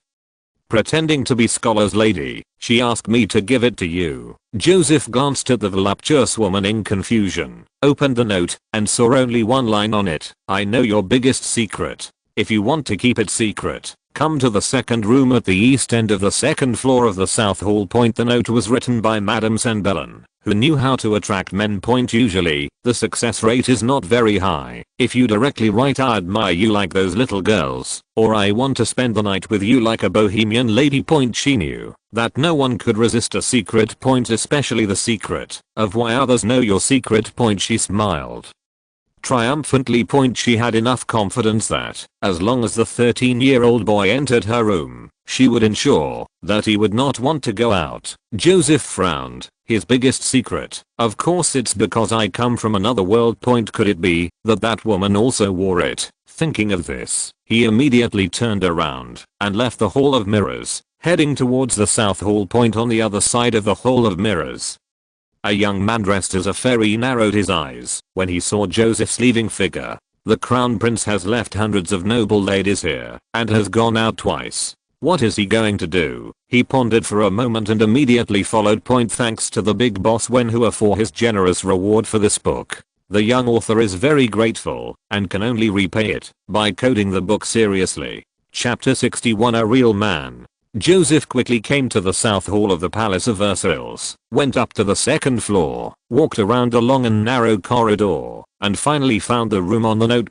He tried pushing the door, but it wasn't locked, so he pushed it straight in. "Ah, you here?" A woman's lazy voice should have come from the direction of the bedroom. "Please close the door." Joseph closed the door with his backhand, leaving a crack, and then walked towards the source of the sound. Turning the door of the bedroom, he saw that it was filled with ambiguous pink lights. On the large white sofa in the middle, there was a woman in her late 30s, maybe slightly younger, lying on her side. She was wearing an open grey scholar's robe, covered with the translucent gauze, with fair skin and fluffy hair. Under the clothes that were almost hanging down, the rough waves were looming, but nothing could be seen clearly under the not so bright candlelight. The woman supported her cheek with her right hand, looked at Joseph with a charming gaze, raised her left hand, lightly hooked it with her index finger, and said with a sweet smile, "Don't stand there, come here." Joseph frowned in confusion and raised the note in his hand. "Madam, is this written by you?" "Yeah." The woman's voice was sticky. Outside the house, the little fairy who had been following Joseph quietly all the way came to the door, took off her mask, and wiped her sweat. It turned out to be Louis Philippe, Duke of Chartres, the eldest son of the Duke of Orleans. He secretly looked into the crack of the door and saw the flickering pink candlelight. Then he tiptoed into the house, turned the angle of the bedroom door, and saw the endlessly tempting Madame Sembellon in the back of the Crown Prince. His heart skipped a beat, and he immediately understood what was going on. It turned out that the Dauphin had hooked up with a stunning beauty like Madame Sembellon. No wonder he had no interest in the girls at the dance. He ran out twice, just to have a tryst with her. Worried that he would be discovered, he hurriedly retreated quietly. In the room, Joseph looked at Mrs. Sembellon and asked, "What secret do you know?" The woman hooked her fingers again and said in a numb voice, "Why don't you come over? I want to speak in your ear." Joseph frowned again, sensing that something was wrong with the atmosphere. After thinking about it, he decided to test his guess first, so he said the eternal password. "Odd will change to even." Mrs. Sembellon blinked in surprise. To be on the safe side, Joseph changed the question. "Brother chicken or concubine cat, which one do you like?" "What is E equals MC squared?" Joseph frowned even more tightly. I still have something to do. If you don't tell me my so-called secret, I will leave. No. Mrs. St. Bellin adjusted her posture, sat up a little straighter, tilted her head, and said with a smile, I guess your secret is, you haven't experienced human affairs yet, right? Joseph breathed a sigh of relief. It seemed that his excitement was in vain. This scene should be purely to seduce him, but he did it very carefully. He shook his head and turned around, heading towards the door without hesitation. Not to mention that this eldest sister is really not my type. With her small body, she is currently in the important stage of puberty, so her development cannot be affected. You don't go. Mrs. St. Bellin hurriedly pulled her robe down again, but she only heard a bang of the door closing. She almost doubted her life. She lowered her head and looked at herself. No problem. As long as it was a man, it would be impossible for him to resist it. She had confirmed it thousands of times. However, just now the Crown Prince only asked a few words about Chicken Brother and MC, and then left so neatly. He left. Little did she know that her seductive skills were absolutely top-notch at the moment, but classmate Joseph had been baptized by the action blockbusters of Fuso country in later generations. Her condition is not even enough to be included in the title of the film, so how can she make him lose his mind? When Joseph walked away, the Duke of Chartres stepped out from behind the pillars, frowned and made an estimate, and couldn't help but sneer. Humph, is this the end of the story for the Crown Prince? He only went in for 3 minutes at most. He is just a waste. He was about to turn around and leave, but the alluring figure of Mrs. St. Bellin suddenly appeared in front of him, and he couldn't help but swallow hard. How could the Dauphin satisfy Madame St. Bellin if he was so quick? His thoughts flashed through his mind, and he suddenly showed a meaningful smile. Why don't I go and let her see what a real man is? The more he thought about it, the more proud he felt. After Mrs. St. Bellin experienced her endless glory, she would definitely be disappointed with the Crown Prince, and she might dump him. Joseph, I will let you taste the feeling of losing a lover. He smiled coldly, opened the door, and strode into the room. He was sure that Mrs. St. Bellin would not reject him. Before the Crown Prince's popularity faded, he was the target of the young girls in the Palace of Versailles in the room. Mrs. St. Bellin was still doubting herself. When she heard footsteps, she felt happy. Humph, the Crown Prince is still pretending, isn't he back again? She let out a bone-crushing hum, and was about to call the Crown Prince, but she was surprised to find that the Duke of Chartres appeared in front of her. She subconsciously pulled up the gauze quilt. Why are you here? The Duke of Chartres had already been made. Blood rushed to his head by everything here. He immediately stepped forward to grab her hand, panting heavily, and said urgently, Mrs. St. Bellin, you are like the stars in the sky. You have deeply attracted my eyes. And like the oak tree in the courtyard, it is deeply rooted in my heart. Mrs. St. Bellin has so much experience. After just a few words from this little boy, she knew what he was thinking. She couldn't help but think of the Duke of Orleans' incredible wealth, and it seemed that marrying his son would be a good choice. At the same time, she could repair her self-confidence that had been cracked by the Crown Prince. She gently stroked the boy's hair and said with a sweet smile, really? Then you can prove it to me. The veil flew up in the room, and the new moon stirred into the clouds until it shattered the watery night sky.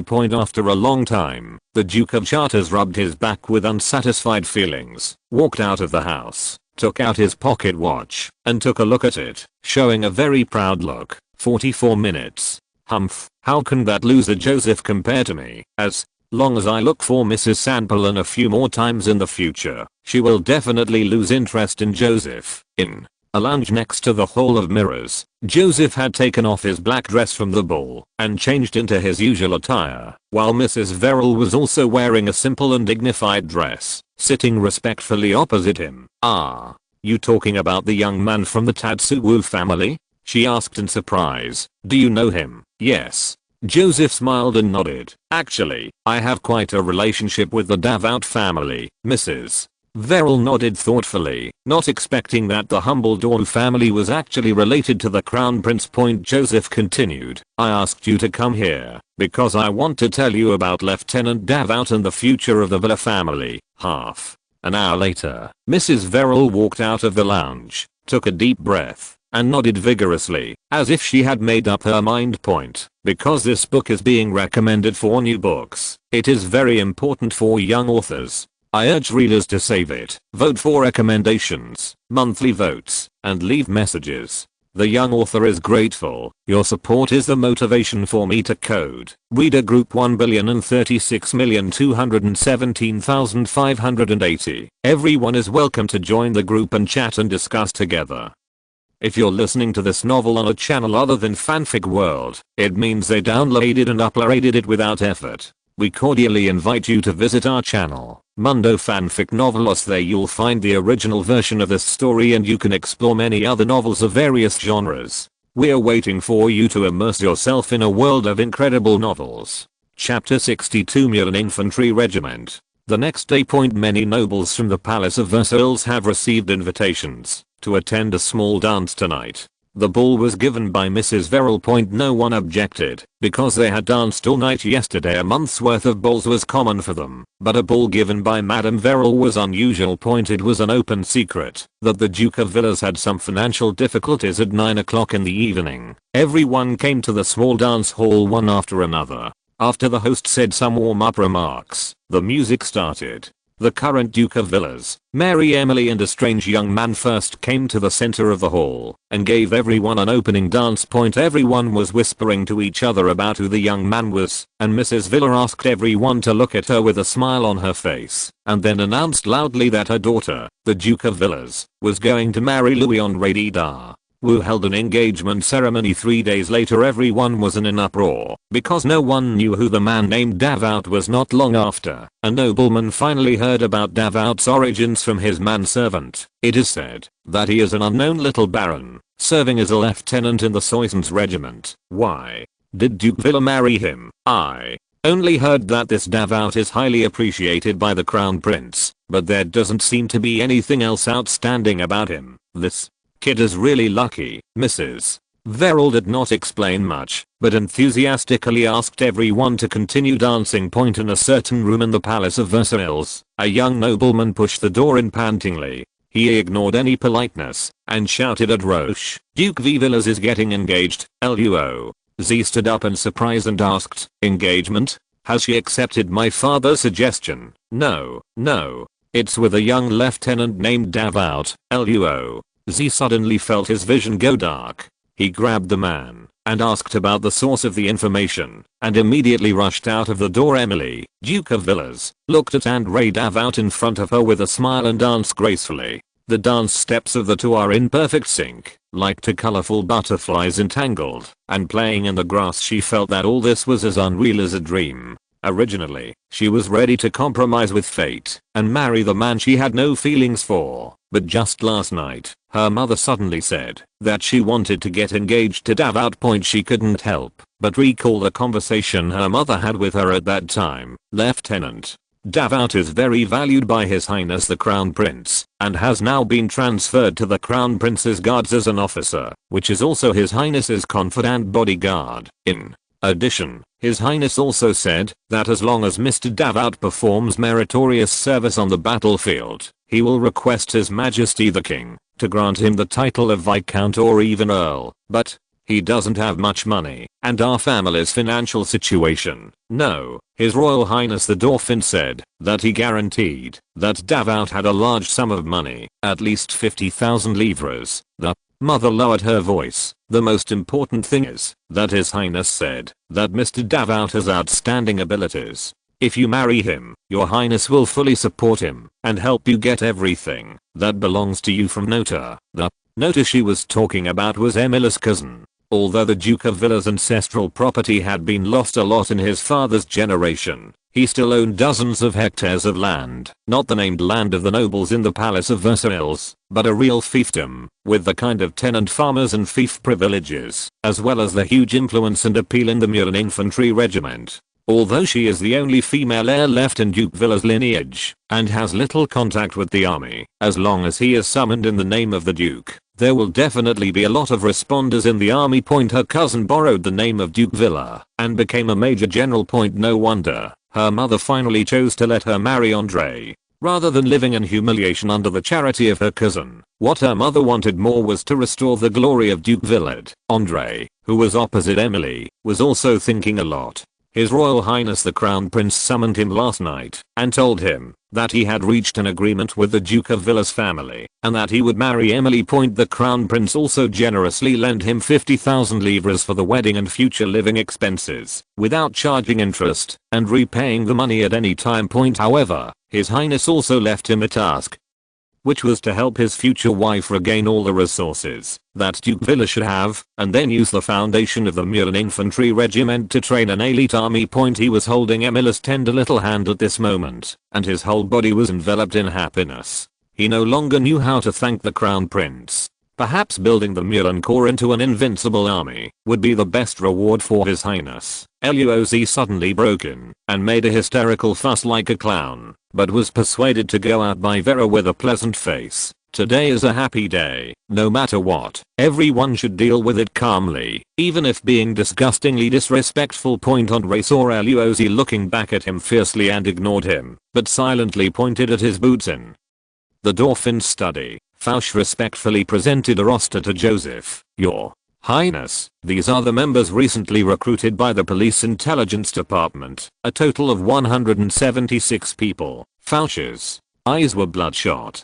He only slept about 4 hours a day in order to prepare for the Police Intelligence Unit, but the feeling of having power made him very excited. Most of them have worked as royal policemen before, and there are also some retired soldiers. In accordance with your instructions, my subordinates will strictly screen them to ensure that they have no serious criminal records and no bad habits. Joseph opened the roster, which contained names and general background, expertise and other information. It was impossible for him to remember these people, but it was a necessary process that showed that he was the real master of this intelligence agency. Joseph didn't know how Fouche was able to recruit so many people and initially form an organization within a week, but it was obvious that letting him chair the police intelligence division was the right decision. He looked at Fouche and praised, "Your work is indeed very effective. You are an excellent manager. So, can you tell me when the police intelligence unit will be operational?" Fouche said without hesitation, "Now, you can carry out the mission immediately, Your Highness." Joseph nodded with satisfaction. "Your efficiency really surprises me. So there are two things that you need to investigate right now." Fouche immediately took out a pen and paper and solemnly said, "Please give me your instructions, Your Highness." Joseph said, "I wonder if you know about the former Paris police chief Guizot colluding with gang members to create chaos in the Saint Antoine district and intending to attack the police station." Fouche nodded. "Yes, I have heard about it. I feel that there are other people involved in this matter, but Guizot always puts all the blame on himself. The first thing you have to check is whether there is someone else behind Guizot, and what is the purpose." "Yes, Your Highness. Thanks." 2. Big guys Arat in Cahill, Shadow of Zin and Lauk, and this account has been frozen for their generous rewards for this book. Your support is the motivation for me to code. I'm very grateful to the young author. All. Chapter 63 Gradually leveraging political sectors. Another thing is that not long ago, Banco Laval and Bank Lapord suddenly wanted to terminate the loans they had cooperated with the government for a long time, almost causing the national debt to default. Joseph said, and looked at Fouche. "These two banks will only lose profits if they refuse loans, so there must be other reasons for them to do this. I need to know the inside story." Fouche immediately leaned forward and said, "Yes, my subordinates will investigate as soon as possible. By the way," Joseph added, "there are some clues that I think might be useful. When I wanted to serve in the financial system, the Duke of Orleans tried his best to obstruct it, and in the end Her Majesty the Queen had no choice but to let me go to the City Hall. Later, when I took over as assistant to the Chancellor of the Finance, Archbishop Briand was worried about my inexperience and asked him to take charge of all financial affairs. However, the Duke of Orleans insisted that I be responsible for government loans. Then, the bank refused to lend."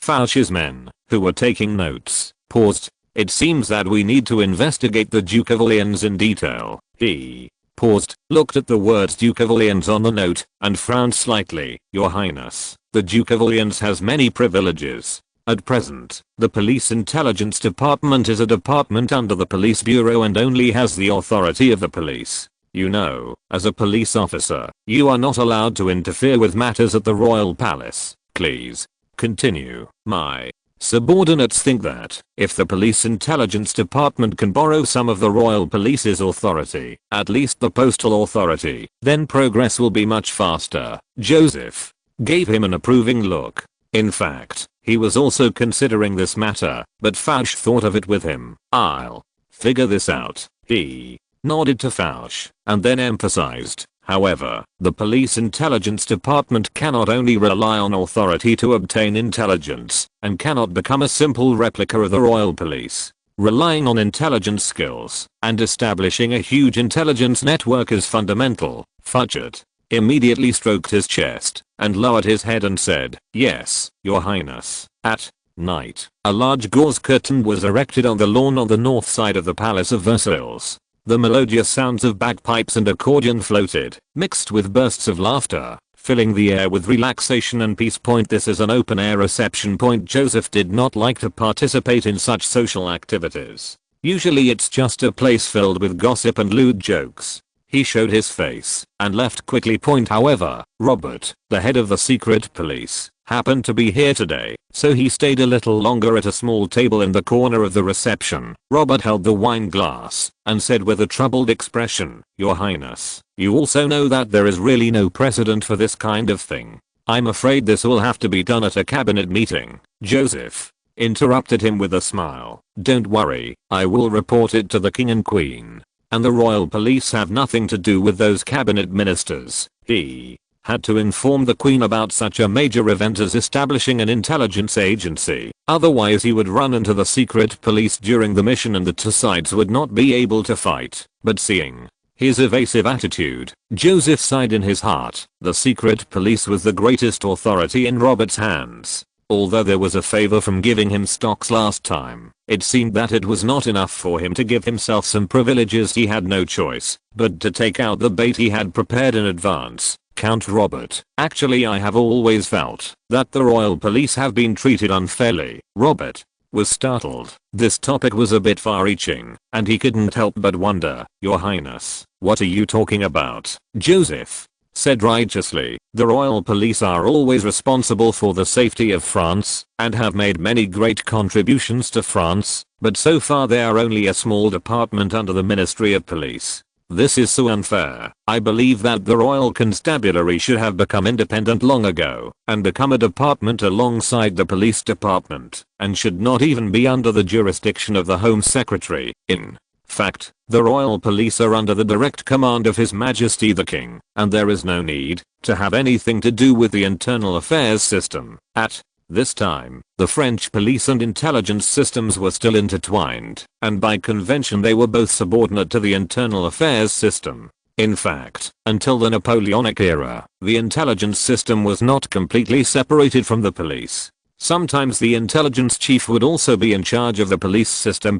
As a result, the job level of the secret police is greatly restricted. As a subordinate department of the police department, you can't be higher than the police chief, right? Robert's eyes suddenly lit up when he heard this. If the secret police could be independent from the internal affairs system, wouldn't his position be transformed from the so-called state advisor to intelligence minister or security minister, and attend cabinet meetings? He quickly suppressed his excitement and asked, "Did what your highness said mean Her Majesty the Queen, or?" Joseph smiled and said, "Oh, it's the consensus between me and Count Mono." Robert was a little surprised. The interior minister was the direct superior of the secret police in name only. If he agrees to the independence of the secret police, the resistance to this matter will be reduced by more than half. With the support of the crown prince, the chance will be even greater. He looked at Joseph cautiously. "Did Count Monod make a promise to His Highness?" "Not yet." Joseph shook his head, but said firmly, "I can guarantee that he will agree." The funds for the secret police came from the king's private funds, and they were completely outside the jurisdiction of the internal affairs. In fact, it was very useless to Monod. Many of Joseph's future fiscal revenue increasing plans will involve domestic affairs. such as real estate development, public transportation, etc. These projects are the real interests of the Home Secretary. Joseph can be sure that in the face of these interests, Mono will not hesitate to let go of a piece of useless money. And Joseph wants to use these interests to maximize the leverage of political sectors for his own use. Robert narrowed his eyes slightly, and his intuition from many years of intelligence work told him that the Crown Prince was not just talking casually. He only hesitated for a moment, then raised his glass and showed a sincere smile. Your Highness, the police department collects intelligence for the safety of France and to serve His Majesty the King. This is completely consistent with the goal of the royal police. I think in many ways we can work together and support each other. Joseph also smiled, for example, sharing some small permissions. That's right. Joseph touched him lightly with his wine glass. To Your Excellency, the future Minister of Intelligence, British Ambassador to France Hartley finally received a reply from London. He opened the envelope with a letter opener, took out the code book he kept close to his chest, and carefully translated the contents of the letter. The letter talked about a lot of his recent tasks, but the last 2 points made him pay special attention. The first is to confirm, as soon as possible, the true attitude of the French Crown Prince towards Britain, and whether he is as pro-British as the legend says. If there is, try your best to win over him, and use him to influence France's policy towards Britain. The second is to increase the French Crown Prince's dislike of Prussia as much as possible, and strive to get him to take a tough attitude towards Prideaux. The French Crown Prince's rejection of Prussia was very clear. He once said at a cabinet meeting that there will be a war between France and Prussia. So as Blue Star's troublemaker, how could Daying not stir up trouble here? Thanks to Mr. Wan from the previous night for generously tipping this book. The young author is so grateful. HMM. Chapter 64 Treaty of Eden. Regarding the first item, Hartley had actually started to do it a long time ago. Now he has received instructions from London, which is nothing more than sending more people to find out the political trends of the French Crown Prince. Hartley deduced from the French Dauphin's opposition to the development of the navy that at least he was not a hater of England, so establishing relations with him could be arranged as early as possible. It is said that the French Crown Prince is also a very powerful mathematician. Hartley quickly decided to send a scholar to contact him. As for the second item, he had a headache. After Prussia withdrew from the Netherlands, it had little interaction with France. He thought for a long time, but couldn't find a way to use it. The most he could do was spread rumors and smear him. It seems that for the time being, we can only wait for better opportunities to arise. Hartley put the secret letter away, immediately called a meeting with his men, and gave instructions on all the matters in the letter early in the morning. Joseph welcomed a distinguished guest. His one-day teacher, Mr. Lagrange, the Prince of Mathematics. In fact, Lagrange would come to Versailles to give lectures every 2 days. But Joseph has been busy everywhere recently, and the two of them have never met. After exchanging greetings, the old mathematician pushed an exquisite invitation to Joseph, and persuaded him earnestly for a while. The core idea was to ask him to attend an academic conference 2 days later. In fact, Joseph had received 2 invitations from the French Mathematical Society, but he really had no time to go, so he declined both invitations half a month ago. Joseph's expanded Rolle's theorem was compiled and published in a journal by Lagrange. Now he is well known in French mathematics circles. At the same time, the Mathematical Society also wanted to use the Crown Prince to expand its influence, so it moved out a heavyweight master like Lagrange to invite him.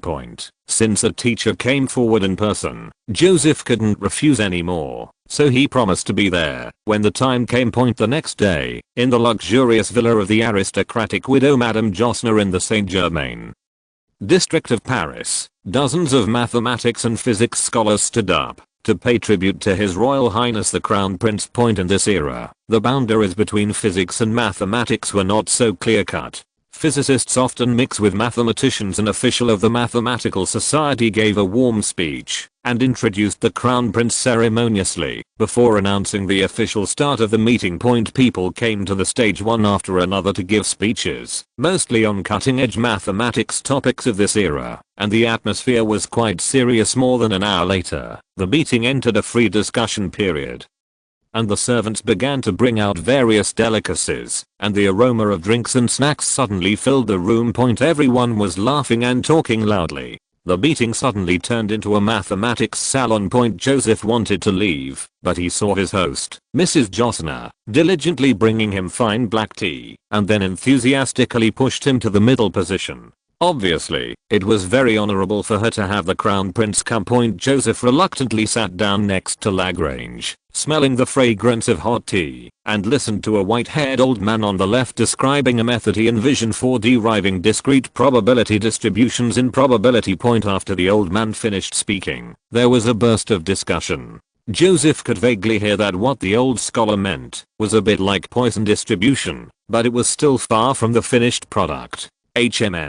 I don't know if Poisson was born at the moment. Immediately afterwards, Lagrange stood up with the manuscript in hand and began to elaborate on some of his inferences and ideas between connecting functions and function derivatives. After having an in-depth discussion with Joseph about Rolle's theorem last time, he has been concentrating on studying this aspect and has made quite a breakthrough recently. Everyone also gave him very high praise and had a heated discussion. Afterwards, several more scholars spoke. Although they were not as in-depth as the first two masters, most of them had ingenious ideas and novel angles, and had considerable academic value. At this moment, a young scholar wearing a dark grey short coat coughed lightly, attracting everyone's attention, and then began to talk about the negative impact of Protestantism on science. Joseph was quite surprised and asked Lagrange in a low voice, only to confirm that he was not a clergyman, but an assistant professor of physics at the University of Paris. After the young professor finished speaking, he unexpectedly won bursts of applause. Except for a few people including Lagrange, everyone present loudly praised or expressed their agreement. Since then, the pace of the discussion has begun to falter. A short fat middle-aged man spoke angrily about British industrial espionage's frenzied theft of French science and technology. It is said that this kind of behavior causes France to suffer losses of tens of millions of livres every year. Joseph frowned slightly. There was no patent law in this era, and it was normal for Britain and France to steal each other's technological achievements. However, there was some discrepancy with what the fat gentleman said, that is, France stole more British technology. However, it seems inappropriate to talk about this at an academic conference. But other people obviously didn't think so, and immediately started the British bashing mode, and all kinds of sarcasm and abuse were heard endlessly. The brown-haired young man sitting behind Joseph loudly recounted the history of France's academic leadership, denounced the British for plagiarizing French achievements one by one, and finally expressed his contempt for the British academic community through gritted teeth. Someone shouted excitedly, so the British can never surpass France in the world of science. That's right, look at their stupid paper. They actually say that light is a wave. Haha, they always come up with this kind of funny stuff and they are always so smug about it. Only France can lead the advancement of science. This is the will of the Lord. Nowadays, the French academic community is still very proud. Coupled with the feud between Britain and France, criticizing Britain has become a kind of political correctness. Has there ever been any great scholar in Britain? No.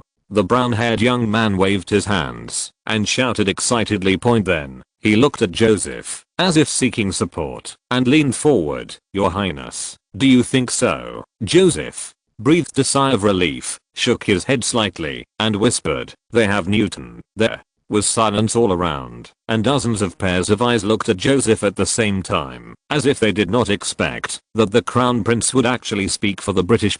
Joseph thought for a while, and simply stood up.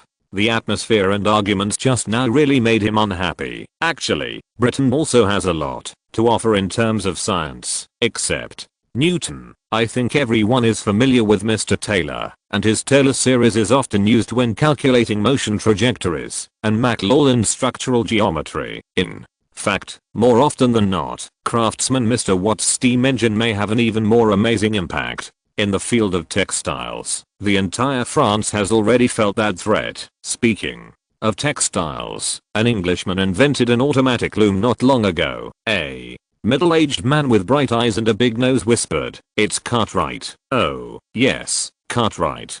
Joseph nodded. If this loom is combined with a steam engine, It will crush the textile industry around the world. France does have many very outstanding scholars and has achieved amazing academic achievements, but we must also see that in many aspects, the British have actually gone ahead. The reason why he said this is to remind the French scholars sitting here that the battle for the Industrial Revolution is right in front of us, and the next technological explosion is also coming. Steam engines and textile technology are areas that must be focused on and are the core pillars that will shape the Industrial Revolution. And being unable to extricate yourself from France's previous academic glory or being jealous of the British's progress will only completely lose the Industrial Revolution. After he finished speaking, the scene suddenly cooled down. For a while, no one stood up to speak. They all seemed to be caught in the conflict between self-confidence and reality. The middle-aged man with a big nose came to Joseph's side and whispered, "Your Highness, what you said is so good. I didn't expect you to know Britain so well." Joseph smiled and nodded at him. The middle-aged man continued, "A few years ago, I conducted an in-depth investigation of the British industry and technology for the purpose of negotiating trade negotiations between Britain and France. As you said, Britain has gained a lead over France in many technologies. It is a pity that people like you are like this. There are too few knowledgeable people, and most of them are still immersed in pride. Trade negotiations?" Joseph looked at the middle-aged man. "Who are you?" "Oh, look, I was so excited that I forgot my basic courtesy. I'm so sorry. My name is Dupont, Pierre Dupont. This name is too familiar." Joseph immediately asked, "Have you participated in the US independence negotiations and also run a company in the chemical industry?" "Oh, yes, Your Highness," Dupont said in surprise. "Do you know me?" Joseph nodded secretly. It turned out to be the famous industrialist Dupont. He didn't expect to meet him here. "I've heard of you." As a result, the two started chatting about the industrial technology situation in the UK, and the topic quickly turned to the UK-France trade negotiations. "Your Highness, since the death of Count Vergennes, our negotiations with the British have stalled, and the single tax plan has not been implemented." Dupont worried. "You know, the negotiations have not been completed yet. The Treaty of Eden was very detrimental to France." The Treaty of Eden he was talking about was the Anglo-French trade treaty just signed last year. The two sides have imposed a series of restrictions on tariffs. France has comprehensively reduced tariffs on British industrial products, while the UK has reduced tariffs on French wine and some agricultural products. As a result, French industry lost its tariff protection and was defeated by the British, who had technological advantages. The increased sales of wine and agricultural products in France are far from making up for the huge losses in industry. Joseph nodded. This treaty was signed inappropriately and had a disastrous impact on French industry. Chapter 65 The Dominator of Public Opinion. Dupont nodded vigorously, his eyes full of approval. "Yes, Your Highness, this is indeed a disastrous treaty. After the tariff reduction, a large number of textile workshops in Lyon have closed down, and the steel industry is also in danger. Thousands of workers are unemployed." He spoke for a while, and the officials of the Mathematical Society began to give concluding remarks on the stage, announcing that the academic meeting was over. Everyone attending the meeting respectfully made way for a passage, asking His Royal Highness the Crown Prince, who has the most distinguished status, to go first. Joseph said goodbye to Lagrange and other scholars, turned and walked out the door. Dupont hurriedly caught up and said after careful consideration, "Your Highness, in fact, during the negotiations that year, the British had agreed in principle to the single tax plan. If the negotiations can continue, France may be able to win more favorable terms." He is one of the presidents of the French Chamber of Commerce, responsible for northern France, and is also a big capitalist. France's reduction of tariffs on industrial products also had a great personal impact on him. Today, he could meet the Crown Prince, who was familiar with the situation of the British and French technology industries. He would naturally seize the opportunity, even if there was only a slight possibility, and try his best to promote the modification of the treaty. Dupont has participated in the entire British-French trade negotiations. Joseph had already learned from the conversation with him just now that the people who were mainly responsible for trade negotiations that year were the Count Vergennes, the foreign secretary, and the Viscount Colonna, the finance minister. Now one of these two people has died, and the other has been removed from office due to tax bill matters, which has led to the interruption of negotiations, but a phased Treaty of Eden has been signed. Point judging from the current situation, the British have benefited greatly from it, and are certainly unwilling to modify the treaty. At present, the only way out is to improve France's industrial strength as soon as possible and increase its competitiveness. Of course, it should still be possible to use some means to extract some small benefits from trade negotiations. So he stopped and said to Dauphin, "I will raise this matter at the cabinet meeting and strive to resume trade negotiations as soon as possible." Dauphin was overjoyed and hurriedly bowed and said, "Your Highness, you are the savior of countless industries in France. You are so great." When Joseph came out of Mrs. Josner's villa, a young man attending an academic conference behind him rushed over casually with his head lowered, as if he was thinking about something. Eamon had quick eyes and quick hands, and stopped him in a hurry. The young man with a horse face realized that he had bumped into His Royal Highness the Crown Prince. He touched his chest in panic and apologized. "Oh, Your Highness, I didn't mean to offend you." "What?" he said was English. Joseph subconsciously responded in English, "It's okay, you didn't hit me." The horse-faced young man smiled apologetically again, and still spoke in English. "You see, I was born in Birmingham, so I started to speak my hometown dialect." Joseph said politely, "Birmingham is a nice place." The horse-faced young man said with a smile on his face, "Thank you for your compliment. Oh, I just listened to your speech. You seem to have great respect for Britain." Joseph only thought that this man was here to get close to him, so he praised his hometown a few words. "Well, Britain's industrial technology has advanced very quickly. This is the truth, and very good at international politics and diplomacy. Born to be a troublemaker, he is also very innovative when it comes to cooking dark cuisine. In addition, the British are also very pragmatic and frugal, old-fashioned and stingy." Excitement flashed in the young man's eyes, and just as he was about to say something else, Eamon beside him coughed dryly with a cold face. The horse-faced young man could only smile awkwardly and bowed again. "I won't disturb Your Highness. You have a safe journey." He watched Joseph go away, immediately got into his carriage, and went straight to the British embassy in France. "You mean the French Crown Prince has been communicating with you in English?" Hartley looked at his men in surprise. "Yes, Mr. Hartley," the horse-faced young man said firmly. "He is very proficient in English and has great appreciation for Britain." At the academic conference just now, he also publicly refuted the remarks that slandered Britain. He then repeated Joseph's words in detail. Hartley suddenly looked thoughtful. The French were quite hostile to Britain at the moment and didn't bother to learn English at all. Especially for the royal family, Latin is their first choice. Then the Crown Prince who can speak English is very special. All aspects of intelligence are increasingly pointing to the conclusion that the French Crown Prince should be very pro-British, or at least have a great favorable impression of Britain. If Joseph knew what he was thinking, he would definitely laugh out loud. He knew English, which was a must for the postgraduate entrance examination. As for your favorable impression of Britain, don't be ridiculous. In his previous life, he hated Blue Star's troublemaker very much, and now he spends all day thinking about how to deal with France's biggest enemy.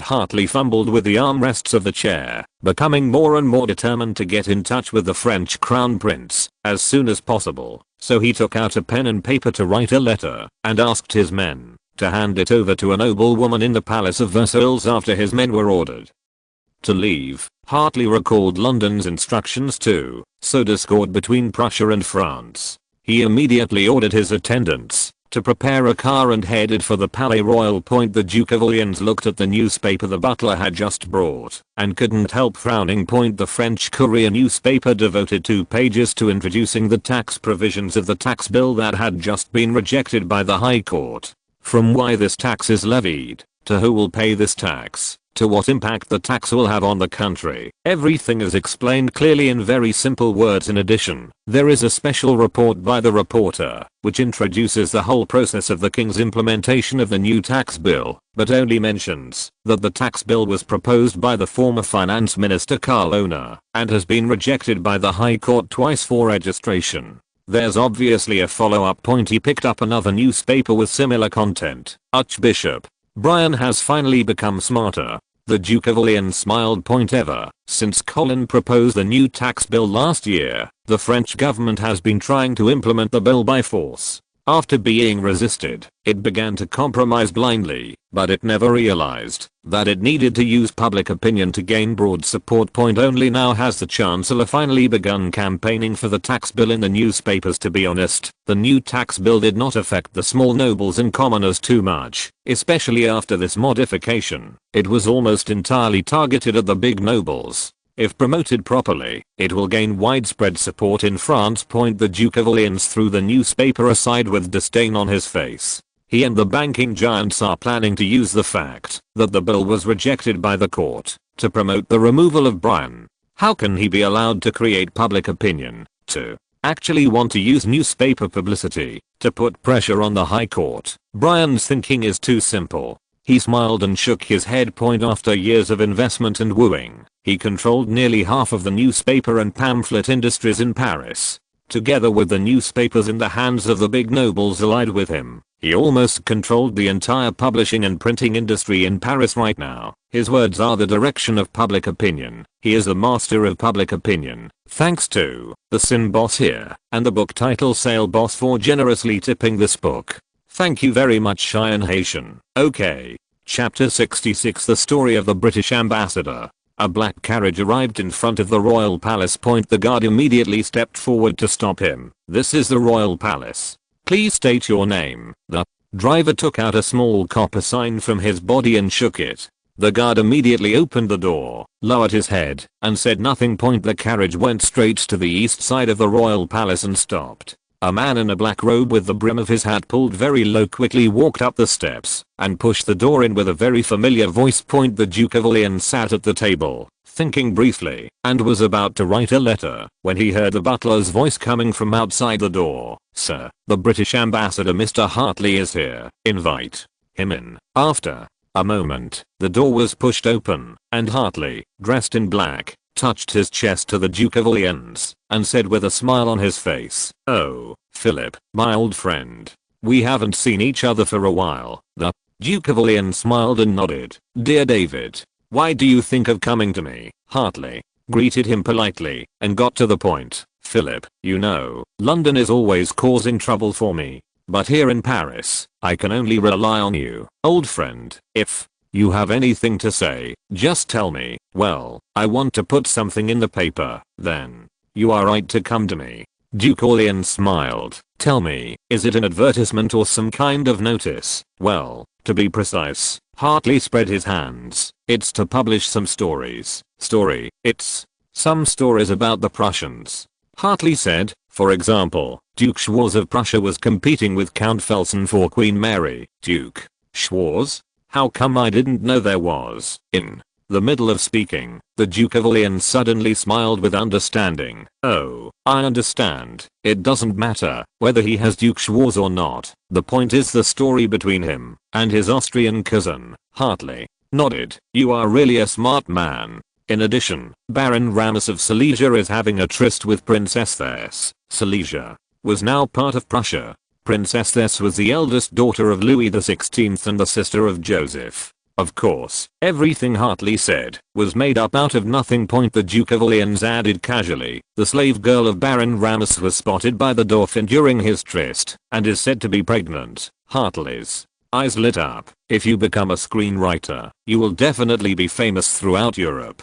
So be it. Please get this published in newspapers as soon as possible. These matters all involve the reputation of the royal family. Without the connection of the Duke of Orleans, it would be impossible to appear in the newspapers." The Duke of Orleans smiled slightly. "This is not an easy task. That's why I'm bothering you. Aren't you the one who has the final say on the newspapers in Paris?" The Duke of Orleans said noncommittally. Last time, a large part of the money I invested in the British automatic loom industry is still under review. Hartley nodded. I can help you with this. As you know, those government officials are not very efficient. The Duke of Orleans finally showed a satisfied look. That's up to you. As for your stories, everyone should know them soon. After a while, Hartley left. The Duke of Orleans immediately wrote a letter to several major newspapers he controlled, mainly to arrange how to deal with the tax bill, and finally mentioned a few stories about the British ambassador. At 3 o'clock in the afternoon, Joseph's carriage drove out from the Paris Police Academy and rushed back to the Palace of Versailles. He now studies at the Police Academy 2 or 3 times a week,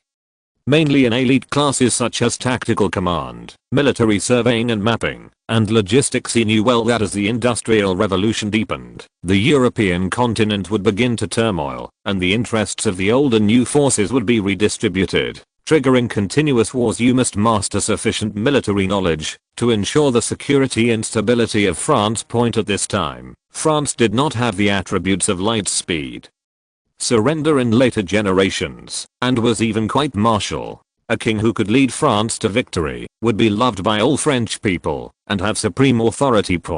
Even if you take a step back and don't fight in person, you should at least know which battles can and cannot be fought. Therefore, he must learn basic military courses, and at the same time, he can also provide feedback to the military instructors at the police academy. Such military theoretical knowledge as artillery and infantry coordination, cavalry, artillery cover, concentrated use of artillery, and even large penetrations has not yet appeared. Although he cannot teach very thoroughly, he has opened the door to a new world for the instructors. After having the concept and general direction, they can continue to refine and improve it, and then add it to the military training subjects. Du Bois had arrived at the police academy a few days ago, and served as the head of the strategy and tactics research office. Although he was surprised why a school training police officer should study strategy and tactics, he readily accepted the position.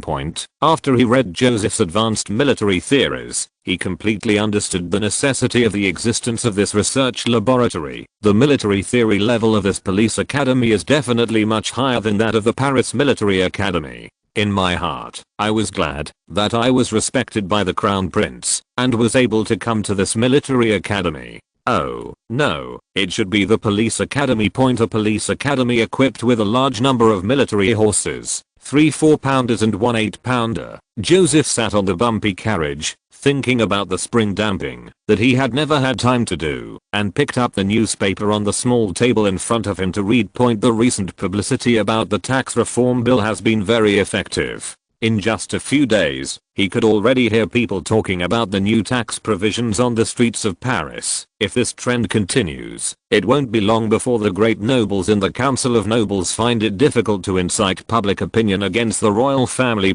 However, when he saw the front page of the City Voice newspaper, he couldn't help but frown. He had already booked the newspaper for 3 months. However, today's front page was about a lady being raped. News of murder. He picked up the Paris News again, and the front page headline here was, New Tax Bill, Mr. Bryan's attempt to increase taxes at will. Joseph looked down with a sullen face. The whole article was rambling and changing concepts, describing the tax bill as an arbitrary tax imposed by the royal family due to excessive squandering, which would have a very bad impact. He slapped the newspaper on the table. How could something like this pass the press review? Exclamation mark.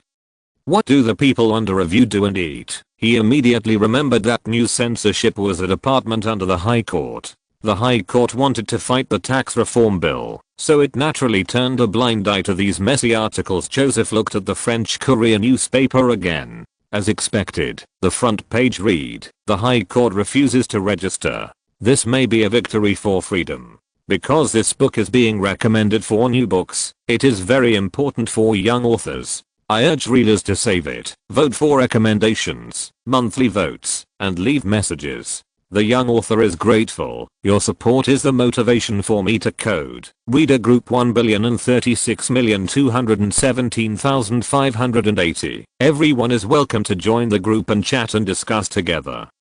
Chapter 67 Press Guild. Joseph picked up the Citizen Daily again and started reading. The main idea of the front page article was, the new tax bill did not go through rigorous arguments, and was thought up by the former finance minister Carlona. If implemented, it would have unforeseen consequences for France. The following newspapers all had the same meaning. In short, they were just taking the left and right and attacking the tax bill with all kinds of absurd reasons. Joseph couldn't help but think of the unscrupulous self-media in later generations. You reason with him, and he tells you history. You talk to him about history, and he talks about feelings with you. In short, all kinds of fallacies are thrown around, but the matter itself is not discussed directly and positively. He read for a long time, but only one newspaper, New Paris News, continued to publish an analysis of the tax bill. He turned to the author of the article, and saw that the signature was Jane Paul Marat. Joseph suddenly found it funny. If this Marat was one of the core leaders of the Jacobins during the Great Revolution, it would be a wonderful irony. The only person who spoke out for the royal family's tax bill turned out to be the leader of the Jacobin faction, who was the most cruel and unforgiving to the royal family in later generations. By the time Joseph had finished flipping through the newspapers on the table, his face was as dark as water. Overnight, articles introducing the tax bill disappeared. The entire newspaper industry was very unified and began to attack the tax bill frantically. There must be someone behind this controlling it. Openly opposed to the royal family. Arrogant, simply extremely arrogant. Joseph stared at the newspapers and clenched his fists. They were just some newspapers. Since they dared to make such a leap, let them taste whether the hammer of royal power was strong enough. His attention was focused on the tax bill, and he didn't even see the article in the corner of the Citizen Journal. It was ostensibly an introduction to the life of the aristocrats of the Palace of Versailles, but it implicitly hinted that there was a Prussian Schwartz. The Duke may have been Queen Mary's lover. These newspapers, with larger circulations in Joseph's hands, are more polite. In some tabloids, many articles have been published alluding to the scandal between Queen Mary or Princess Thales and their Prussian lovers. And pamphlets with more explicit descriptions appeared in large numbers in the streets of Paris. The so-called pamphlet is a very unique type of publication that is basically circulated privately to avoid supervision. The printing quality of the pamphlets is poor. The price is cheap, and the content is mainly 3 vulgarities, so the audience is very wide, and the sales volume is much larger than that of newspapers. Joseph originally wanted to go directly to Robert to discuss punishing the unscrupulous newspaper company, but when he returned to the Palace of Versailles it was already after 9 o'clock in the evening, so he had to suppress the anger in his heart, and wait until tomorrow. In the New Paris News newspaper office, a middle-aged man with disheveled hair and deep nasolabial folds hurried into the editor's office with a newly printed sample magazine. Mr.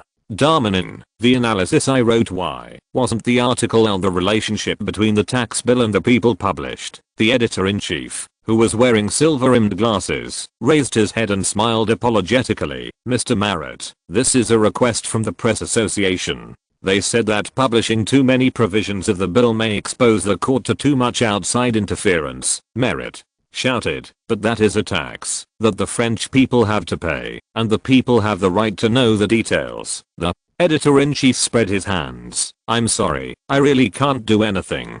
I must abide by the regulations of the Press Association. Marat argued for a long time, but when he saw the editor's resolute attitude, he had no choice but to leave angrily. Goodbye, Mr. Darmanin. There will definitely be a newspaper willing to publish my article. The editor looked at his back helplessly, shook his head and said, that's impossible. The next day. Joseph had a brief breakfast and then set off for the office of the head of the secret police. As soon as he arrived at the door, he heard the angry voice of a young girl coming from the house. These despicable, disgusting and obscene guys. How could they make up such shameless lies? When the guard at the door saw that the crown prince was coming, he hurriedly lowered his head and opened the door for him. Joseph walked into the office and saw a girl slightly older than him, with her hands on her hips and looking at Count Robert angrily. The girl is not tall and wears a white wide-sleeved dress. Her face is slightly baby fat. Her skin is as white and delicate as porcelain, and she has a pair of pure and clear sapphire eyes. Her name immediately came to Joseph's mind. Mary Thérèse, the eldest daughter of Louis XVI. Princess of France, and her biological sister Joseph remembered that, because of her poor health, she had been recuperating at the Chateau de Meudon, which had a more suitable environment. Why did she suddenly return to the Palace of Versailles? They heard the footsteps and turned around. Seeing that it was Joseph, she quickly curtsied and saluted, and then immediately showed a friendly smile. "Joseph, my dear brother, it's great to see you. There are 3 of us. Is the moon missing?" Joseph stroked his chest and returned the greeting. "It's been a long time. Dear sister, why are you back? Are you feeling better? How could I not come back?" Flourishes said with a serious face again. "It's not those hateful rumors that make me suffer every moment." "Rumor?" Joseph looked at Robert standing aside in surprise. "Those tabloids like the Courier and the Spectator. And pamphlets." When Robert saw Joseph shaking his head, he took out 2 newspapers from the table next to him, turned them to a certain side, and glanced at Flourishes carefully before handing them to Joseph. Joseph took the newspaper and scanned it quickly, then frowned. Several articles hinted or insinuated that a Prussian nobleman had recently come to Paris and had an affair with the Queen and Princess. There is even one mention of him having an affair with a brown-skinned slave girl. Flourishes said angrily. "Since the afternoon before yesterday, these shameless things have appeared in the newspaper. I had to rush back immediately." She looked at the head of the secret police again. "Count Robert, you also heard what Her Majesty the Queen said just now. Those who spread rumors must be severely punished." It turned out that she had already complained to Queen Mary.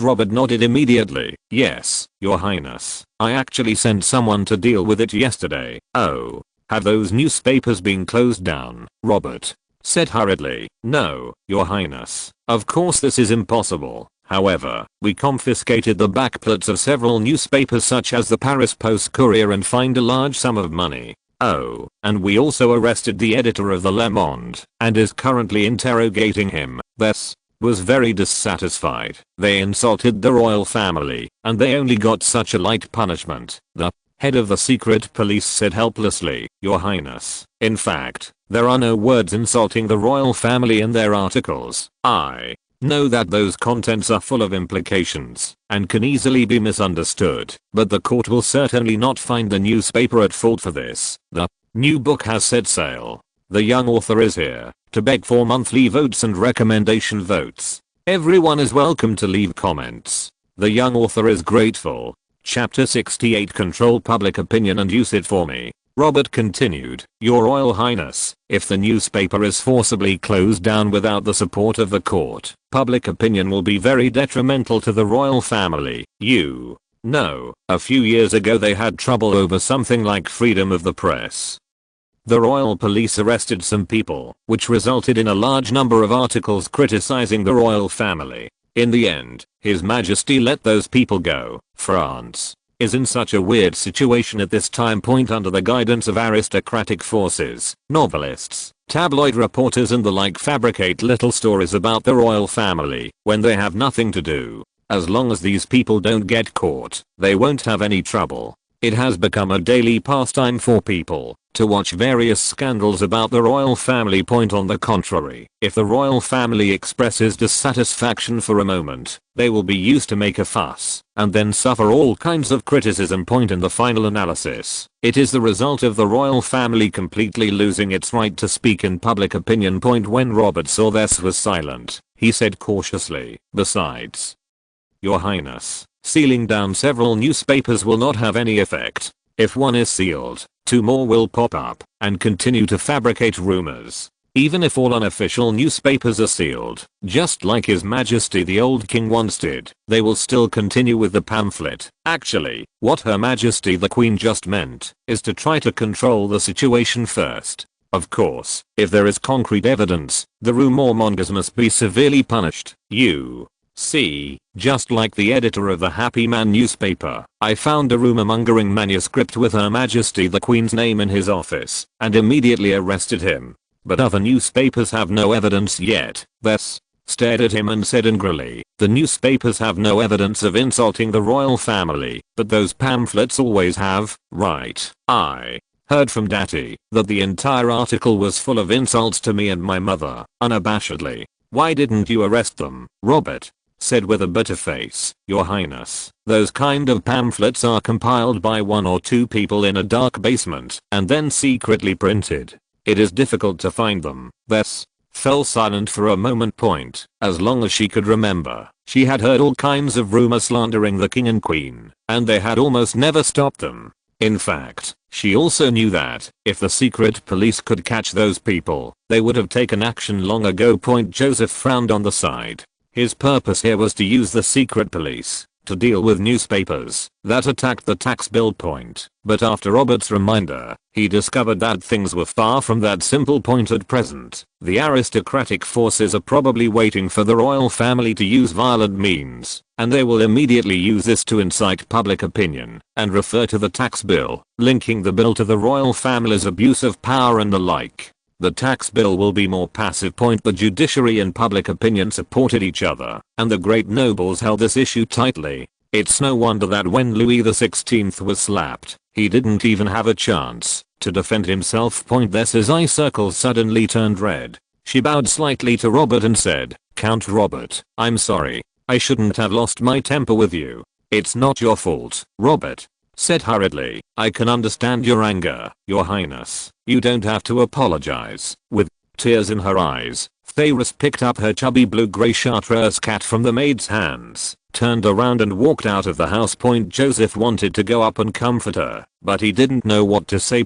He really wanted to lead people to plagiarize those unscrupulous newspapers at all costs, but his reason told him that he would fall into the trap of the aristocratic group.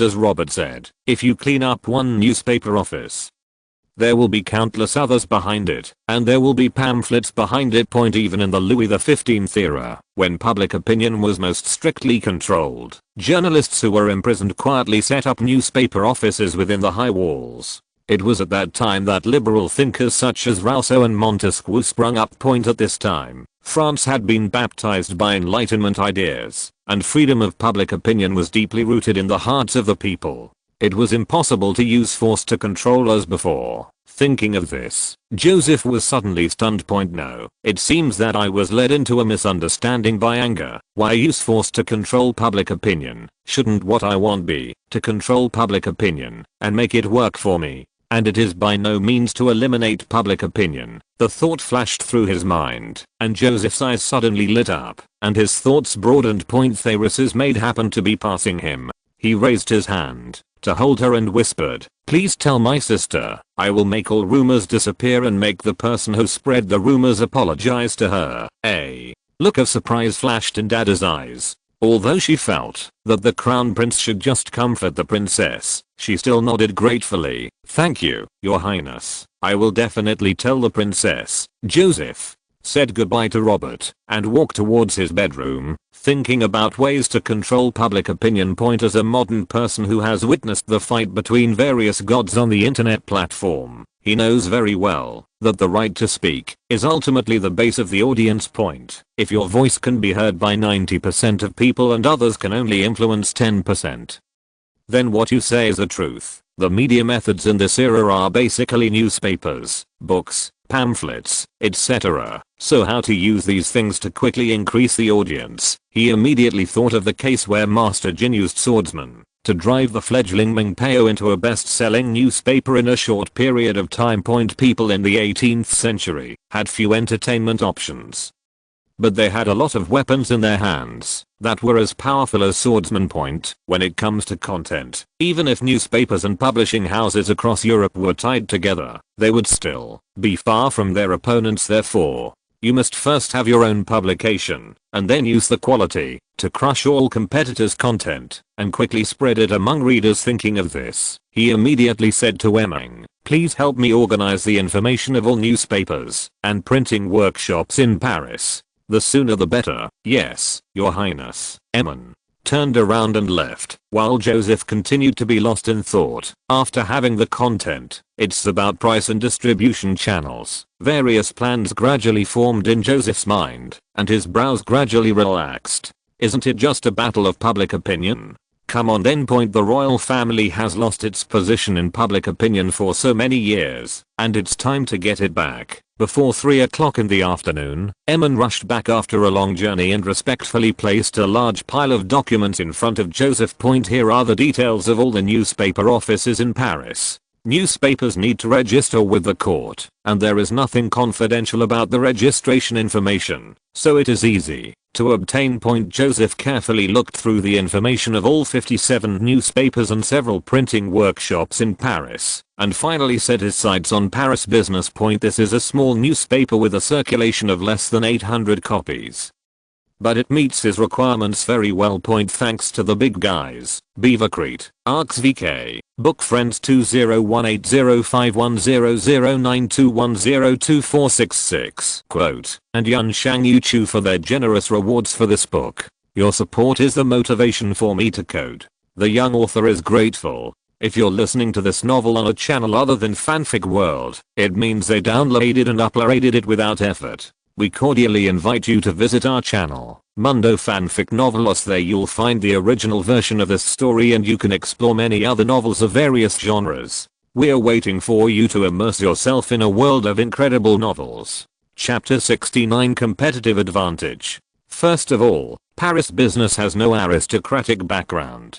The owner of the newspaper is a businessman from Marseille who inherited the family business and is the only shareholder. Secondly, the operating situation of this newspaper is not very optimistic. It has applied for tax deferral twice a year, so it should be willing to sell. Finally, and most importantly, Paris Business News has a very large printing workshop, and it seems that it wants to run the business of printing for other newspapers at the same time. But obviously this area does not bring it much profit. Joseph immediately decided that this was the one. The most direct way for him to get involved in the publishing industry is to acquire existing newspapers. Afterwards, he screened several alternatives, and by the time they were all finished, it was already sunset. Early the next morning, Joseph went straight to the Paris Business newspaper office in the North District of Paris to discuss the acquisition. Of course, he also went to personally inspect the situation of the newspaper office. The neighborhood where Paris Business is located is not prosperous, but a very large building facing the river is extremely conspicuous. A Paris Business sign hangs on the front door of the building. From far away, you can hear the noisy and busy sounds in the house. Behind the house, black wastewater continues to be discharged into the river. Joseph first looked around the newspaper office. The huge building was a printing workshop with 7 printing presses in it. The craftsman in the workshop pulled the 1-meter long handle on the printing press and pressed the blank paper against the bottom plate. When the handle was pulled up again, a newspaper was printed. Dozens of workers were busy around, adding ink, drying, and transporting the ink. Their movements were quick and precise, and they were all obviously experienced workers who had been doing this for a long time. After Joseph saw the warehouse and editing room, he had a general understanding of the overall situation of the newspaper and was quite satisfied with it. So, he stopped an editor and said he wanted to find the newspaper owner. The editor hurriedly took them to an office on the 2nd floor of the newspaper office and pointed to a fat middle-aged man wearing a dark green vest and glasses. This is Mr. Dinico. When Dinico saw someone coming, he immediately stood up and greeted him, smiled and saluted. Welcome, distinguished sir. Do you want to advertise, or do you want to print something? Joseph didn't like to be long-winded, so he said straightforwardly, after returning the gift, Mr. Dinico, I intend to buy your newspaper. Dinico immediately returned to his chair, waved his hand and shouted, please go back, I won't sell it. Seeing that Joseph didn't move, he raised his voice again, let's go, otherwise I will drive them away. Joseph glanced at Emin and thought to himself that according to the routine in the movie, shouldn't you stand up and say, discourteous? Do you know that the person standing in front of you is His Royal Highness the Crown Prince? However, Emin obviously had no intention of interrupting.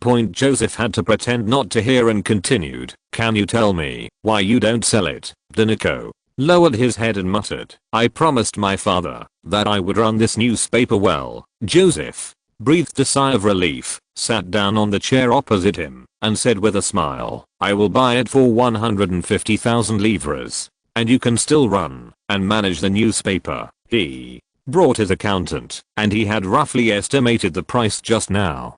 This newspaper is worth about 120,000 to 140,000 livres. Mainly the real estate and the printing workshop are valuable. Denik was stunned. In fact, the newspaper had been losing money for more than a year. He thought it would be good to sell it for more than 100,000, but he didn't expect the young man to ask such a high price. He began to struggle in his heart, but still shook his head. No, my father told me before he left. Joseph nodded. 160,000 livres, but 170,000. Last bid, a lump sum. Yes, sir. Are you sure that you want to buy my newspaper for 170,000 livres? Yes. Joseph motioned to the accountant to show the newspaper owner proof of his bank property worth RMB 170,000. Dinico stared into Joseph's eyes to confirm that he was not joking. After struggling for a while, his shoulders suddenly relaxed, and he showed a decisive expression. Oh, okay, this is yours. He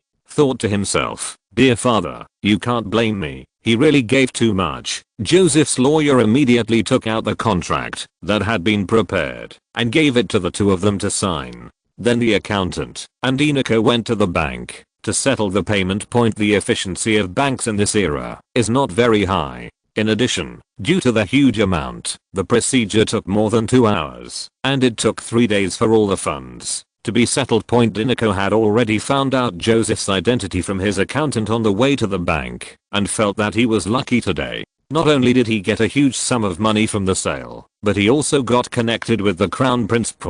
When he came back, he had become extremely respectful, and repeatedly told Joseph that he would definitely run the newspaper office for the Crown Prince.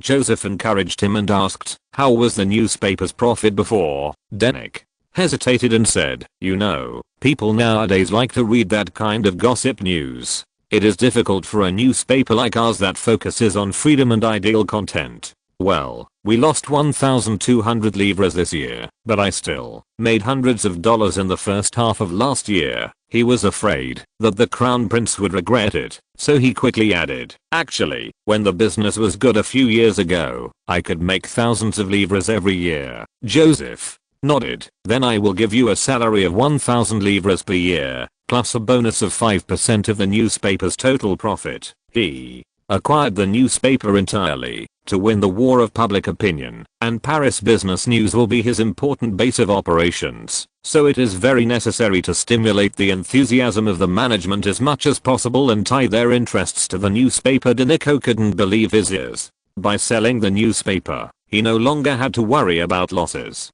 He didn't expect that he would still get such a high salary. His Royal Highness the Crown Prince is simply sent by God to save himself. He was so excited that he expressed his loyalty and kept swearing that he would do his best to satisfy the Crown Prince and make the newspaper profitable and grow as soon as possible. Then he heard Joseph say that he wanted to increase the salary of the newspaper's management and core technical craftsmen by 20%. He quickly dissuaded, Your Highness, the newspaper is still losing money, so it is not appropriate to increase expenditures in such a large amount. Joseph smiled. This man was conscientious and knew immediately that he had to save money for himself. It doesn't matter, the business situation will get better soon. Just do as I say. Joseph didn't dwell too much on the salary issue and then got down to business. Mr. Dinico, how many skilled panel makers are there in the printing workshop now? The current newspaper printing technology is still relatively primitive. The text part uses lead movable type, and the cost is relatively low. All picture parts require the use of copper plate concave printing technology. The craftsman will carve the copper base plate bit by bit, and then set it in a movable type plate, or print it separately. Since stereotyping is extremely labor intensive and time consuming, it is also the most expensive part of the entire printing process. Denik said without hesitation, Your Highness, the workshop now has 5 craftsmen, 3 of whom have more than 10 years of experience and are somewhat famous in the Coppersmiths Guild. Joseph nodded. Please prepare some chalk slates. They should be fine textured, cut into the size of a drawing board, and polished on one side. About 40 pieces. Let the 3 craftsmen bring them to the Palace of Versailles. I have something to do for them. Chalk is a type of limestone that is widely available and cheap as a building material. Danico said in surprise. Chalk? Do you want to repair the floor? Joseph smiled slightly, shook his head and said, it is used for lithographic printing. Danico's eyes widened. You mean printing on stone tablets? That's right. Joseph knows very well that if you want to crush the existing publishing industry, high quality content alone is not enough. We must start from many aspects such as cost and distribution channels, and do not leave any opportunity for other publications to fight back. The content of my newspaper was so wonderful that it cost only 1 sou or even 8 deniers per copy. The content of your newspaper is ordinary and the price is 4 sous. Just asking, what are you competing with me for, in terms of cost control? Lithographic printing, or lithographic printing, is a great tool. Due to cheap raw materials and simple and fast plate making, the cost of lithographic printing is only 1/5 or even 1/10 of the current copper plate printing.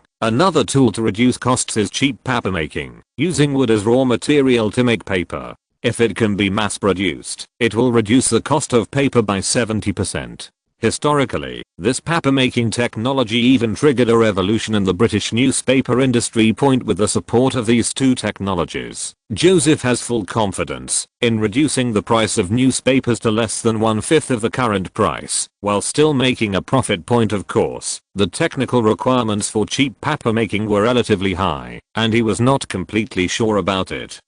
But lithographic printing was not complicated, and experienced panel makers should be able to master it quickly. Later, Joseph asked Danico some things to be done in the near future, such as increasing the manpower of the newspaper, increasing the inventory of ink and paper, designing a new newspaper layout called News and Pictures, etc. After roughly arranging things at the newspaper office, it was almost dusk. Before leaving the newspaper office, Joseph asked Danico casually, excuse me, are there any larger paper-making workshops near Paris? Danico immediately gestured toward the northeast. There is it in the town of Saint Antoine. Your Highness, half of the paper used in Paris is produced there. Thanks. This is not good. The boss gave this book a generous reward of 5,000 starting coins.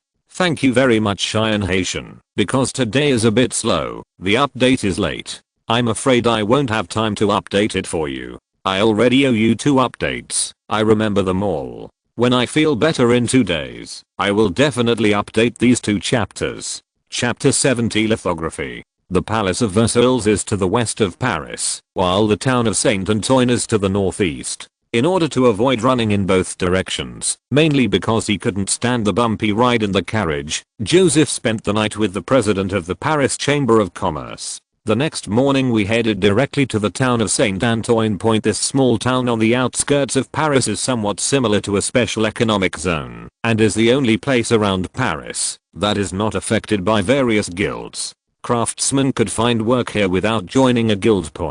Since they can save a guild dues, the salary required by the craftsman is slightly lower. A large number of workshops that want to save costs have taken root here.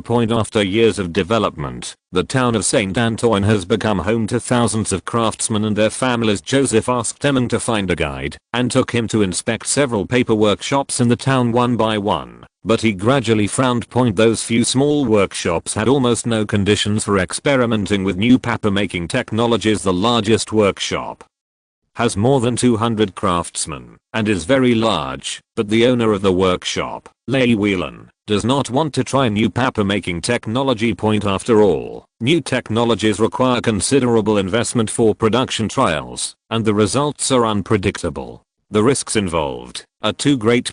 Joseph also gritted his teeth and had the idea of buying the workshop and starting his own business, but he gave up in the end. The price of Whelan's workshop is at least 500,000 livres, and the trial production of cheap paper-making technology also requires an investment.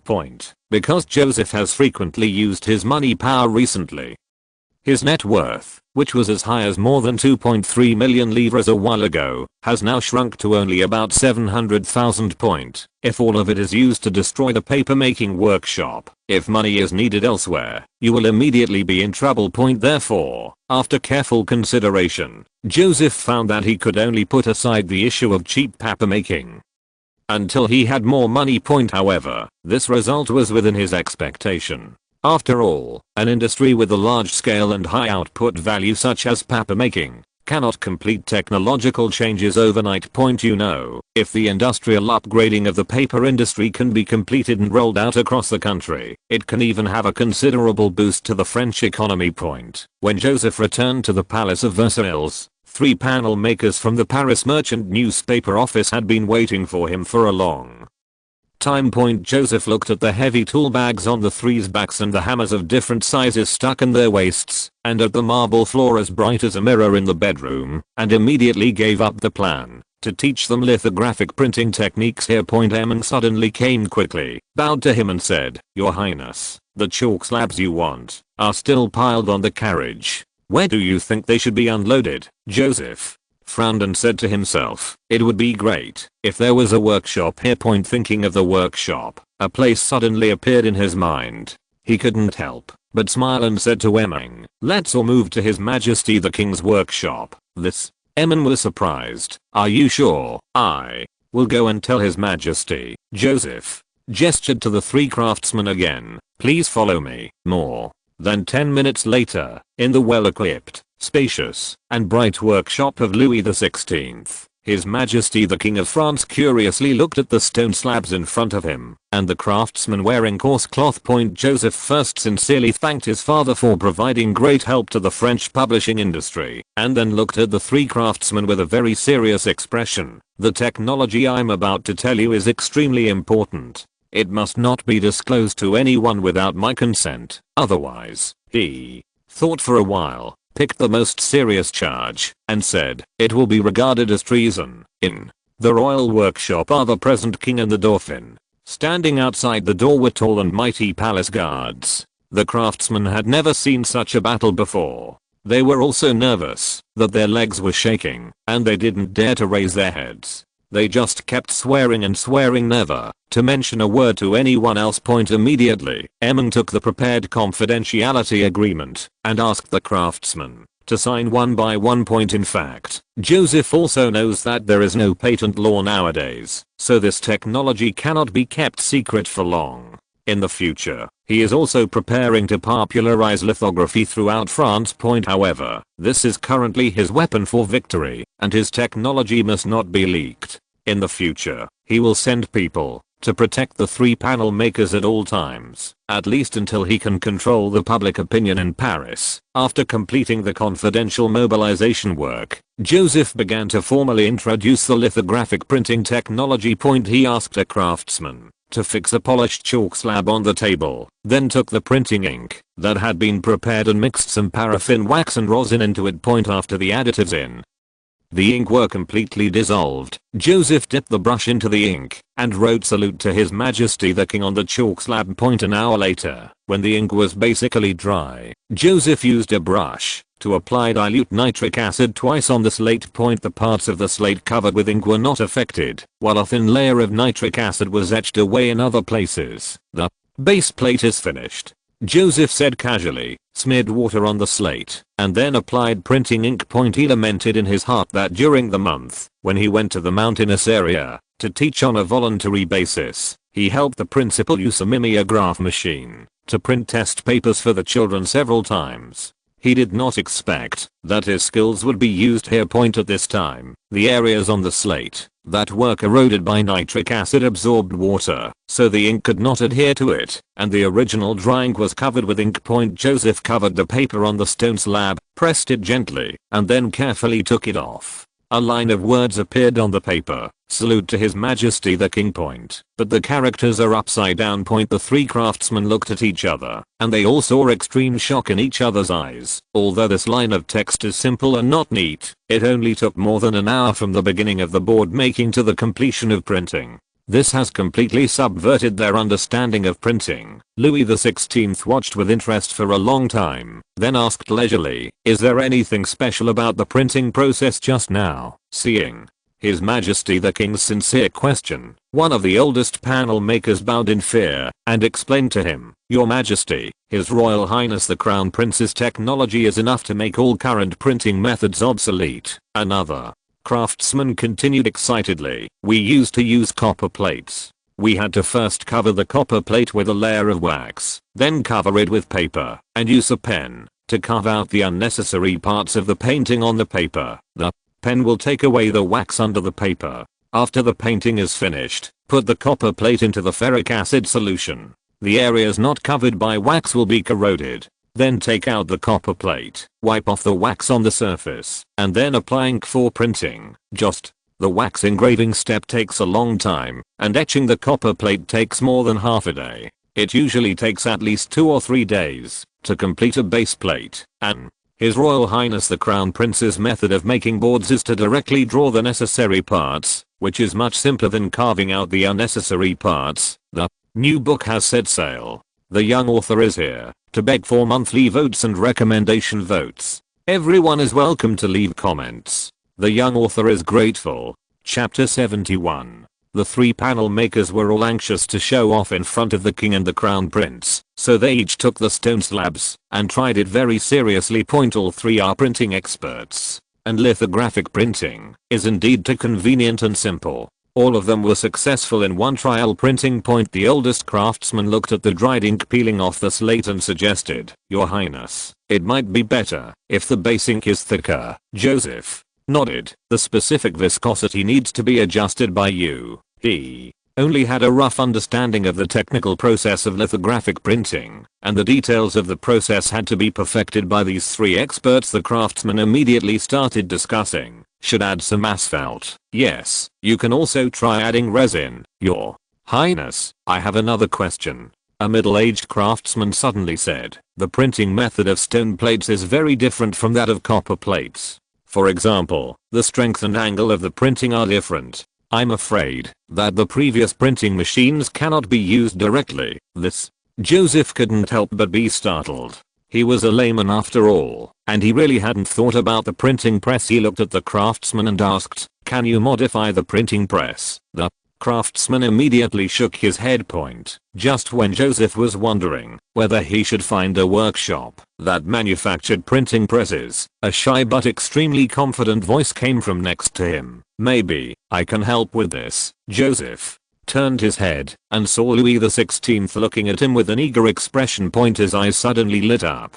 This man was the top mechanical craftsman, and his lock-making assistants were even famous masters. Isn't it easy for them to change the operation method of the printing press? He immediately touched his chest and saluted, and said with a smile, "You really saved the lithographic printing technology. I suggest that this new printing press should be named the King's Printing Press." Later, Joseph saw that the royal workshop was so busy that he could not get involved, so he returned to the palace and began to prepare the content of the publication. He summoned his scribe and gave him a brief outline and asked him to write a novel based on it. The clerk followed the order and did not submit the manuscript until dark. Joseph looked at the manuscript and felt speechless for a while. The sentences were indeed fluent and clear, but the characters were dull and there was no sense of empathy at all. He sighed. This gentleman's specialty is writing standard documents. It seems that writing novels requires professional writers. He had no choice but to tell Eamon to find several writers as soon as possible. Eamon's efficiency is quite high. The next day, as soon as Joseph finished breakfast, 4 writers of different ages and looks appeared in front of him. Of course, the main reason is that these writers originally lived in the Palace of Versailles. Several people saluted, and Eamon introduced Joseph one by one. "Your Highness, this is the Count de Beaumarchais, a famous writer in Paris." Joseph was a little surprised. Beaumarchais, the marriage of Figaro. The old man with grey hair and wearing thick myopia glasses immediately bowed slightly. "I didn't expect His Highness to have read the play I wrote. This makes me feel extremely honored." Joseph was a little dumbfounded. He just wanted to find a few gunmen, but Eamon directly found a literary giant. He hurriedly praised the great writer Eamon, then introduced, "This is Viscount Saint Pierre. This is Bear. There is no ordinary person. They are all the people who are ranked high in the French literary world today." Joseph is also numb. Everyone is here anyway, so let's make a guest appearance by some famous writers. He looked at the 4 masters and smiled. "I need someone to help me write the story I conceived into a novel. After the novel is published, The manuscript fee belongs to you completely. I will pay another 2 livres for every 500 words. What do you think? No matter what the writers thought in their hearts, His Highness the Crown Prince still had to give him face, so they all bowed and nodded. It's an honor to serve His Highness. But they were all quite curious about how many stories the Crown Prince had to write, and they actually found 4 people. Joseph did not waste time. He went to the study room with a few others. He sorted out the most enjoyable articles in his previous life, selected a few, and then began to assign tasks. Vicomte Saint Pierre, you are writing about a man named Joseph. Almost said the familiar name, but he immediately thought of adapting it to the taste of the French public, so he changed it. The story of the growth of a boy named Hunter Zio Street. Pierre recorded with some interest, not thinking that the 13-year-old crown prince could come up with any wonderful stories. Joseph continued. Hunter Zio was born into a family of alchemists. After he was born, he possessed superb alchemical talent, far exceeding that of his peers in the family. However, when he was 12 years old, he happened to put on a ring and everything changed. His alchemy ability continued to regress. 3 years later, during the alchemy test, he was barely rated as alchemy level 3. People in the family also began to ridicule and discriminate against him. Street. Pierre subconsciously said, "It's so unfortunate. What's wrong with that ring? We'll talk about this later." Joseph let it slip and continued. What Hunter Zio can't accept the most is that his fiancée, Elizabeth, a talented girl from the Alchemy Knights, came one day. His family proposed to break off their engagement with him in front of all his people, because she felt that his talent was too poor, and he was not worthy of her at all. Hunter Zio suffered great insult and argued hard. In order to avoid breaking off the engagement and affecting her family's reputation, Elizabeth proposed to compete with Hunter Zio in alchemy 3 years later. If he lost, the engagement would be annulled. Hunter Zio bravely accepted the challenge and spoke words as hard as steel. 30 years east of the Seine, 30 years west of the Seine. Don't bully a young man because of his poverty. After the farce of breaking off the engagement ended, Hunter Zio suddenly discovered the secret of his ring. Street. Pierre was already attracted by this story and asked anxiously, "Your Highness, what happened next?" Joseph smiled slightly. "Write these contents out first, and I will tell you the plot behind it." Street. Pierre nodded helplessly and praised, "Your Highness, this is really a wonderful story. I will try my best to write a text worthy of it. Oh, by the way, what is the name of this novel?" Joseph pondered for a moment and said, "Let's call it Refining the Sky." Viscount Bear, who was on the side, waited for Saint Pierre to leave, and immediately came over, hoping that he could also hear a wonderful story. Joseph said directly, "What you are going to write is a story about a woman. Her name is Cress. One morning, she woke up feeling a headache. When she opened her eyes, she found herself lying on the desk. There was a sentence written on the notebook open beside her. Everyone will die, including me. Thank you, boss. Z_Real_ for your generous reward." To Joseph, "I would like to express my heartfelt thanks to you only on behalf of His Royal Highness the Crown Prince. His Highness says you are a sincere and classy gentleman and his best friend." Chapter 72. Shameless. Joseph said in a deep tone. Then she saw the gun, surrounded by blood, and in the mirror, she had a hideous wound on her head with a burned edge. Yes, it had obviously been hit by a bullet. Bear's eyes suddenly widened. "Oh God, this is so incredible. She's not dead." "Yes," Joseph said. "Moreover, she also discovered that she has divine power and can float in an endless grey mist. That's amazing. What's the name of this novel?" "It's called The Lord of Girlfriends." After Bear left, Joseph continued to the next writer. "You are going to write a story about a nobleman who was imprisoned in the Bastille because of mental illness. This young man's name is Philly. He claims that when he closes his eyes, he will enter a magical world. There was an evil wizard there who captured many boys and girls with deformities or diseases and used them to refine immortality potions. And Philly was also captured when..." Joseph set his sights on Beaumarchais, the most famous old writer in France, was already a little impatient. "Oh, Your Highness, what is my story?" Joseph immediately thought of Cheyenne Haitian, his favorite online writer in his previous life. Each of his books can quickly become popular across the country, and he is only 100 million steps away from the Nobel Prize in Literature. And he is also extremely handsome. Joseph was so familiar with every book in Cheyenne Haitian that he immediately blurted out, "This novel is called Lady, please stop." The day passed quickly. At dusk, Joseph received 4 manuscripts. Beaumarchais and others are indeed great writers who are famous in France. The novel is extremely vivid.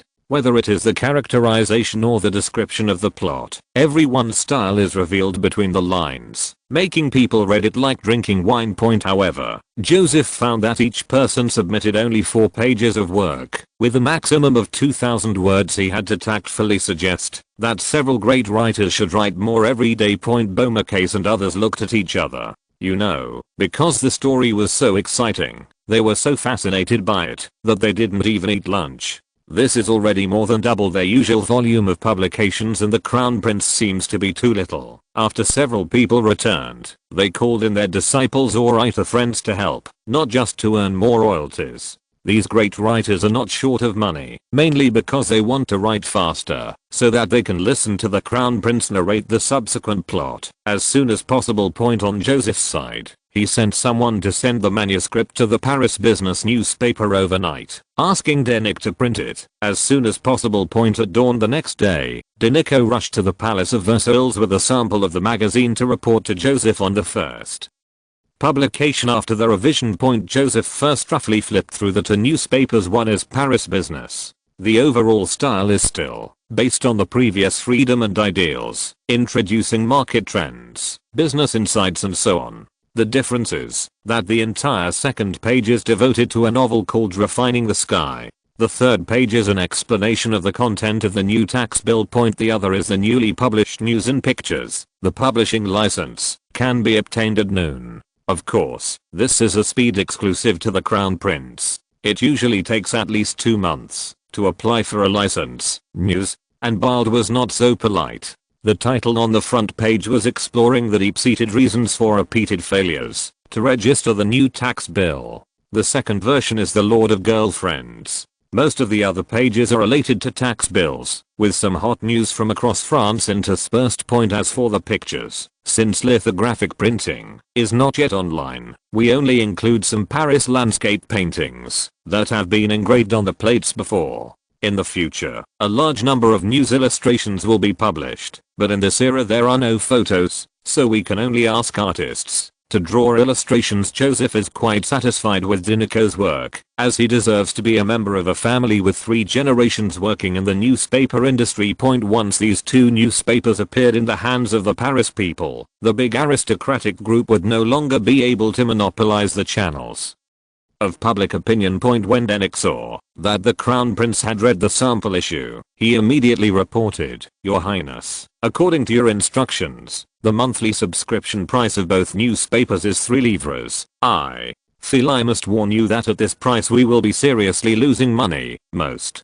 daily newspapers nowadays cost 6 to 8 livres a month, and weekly newspapers cost between 1 livre, 10 sous and 2 livres. Paris Business and News and Pictures are daily publications, and the price of 3 livres is definitely a loss." Joseph nodded calmly. "It doesn't matter, just sell it at this price. Once the lithographic printing is completed, the cost should be reduced to less than 3 livres per month. In fact, it doesn't matter to him, even if he loses a little. Once the sales of the newspaper increase, he will definitely be able to turn losses into profits by relying on advertising revenue alone." Seeing that he was very determined, Denik had no choice but to continue reporting the next thing. "Your Highness, of those newsboys you mentioned before, I have recruited more than 40 people here." He hesitated and said carefully, "I think there may not be many people willing to buy newspapers on the streets of Paris." The newsboys, the new newspaper sales method prepared by Joseph. At present, the newspaper industry in various European countries basically adopts the model of ordering newspapers in advance and then delivering them to customers by paper delivery boys. And the newsboy that would be familiar to later generations had not yet appeared. One of the important reasons that restricted newspaper retail sales in the past was the high price.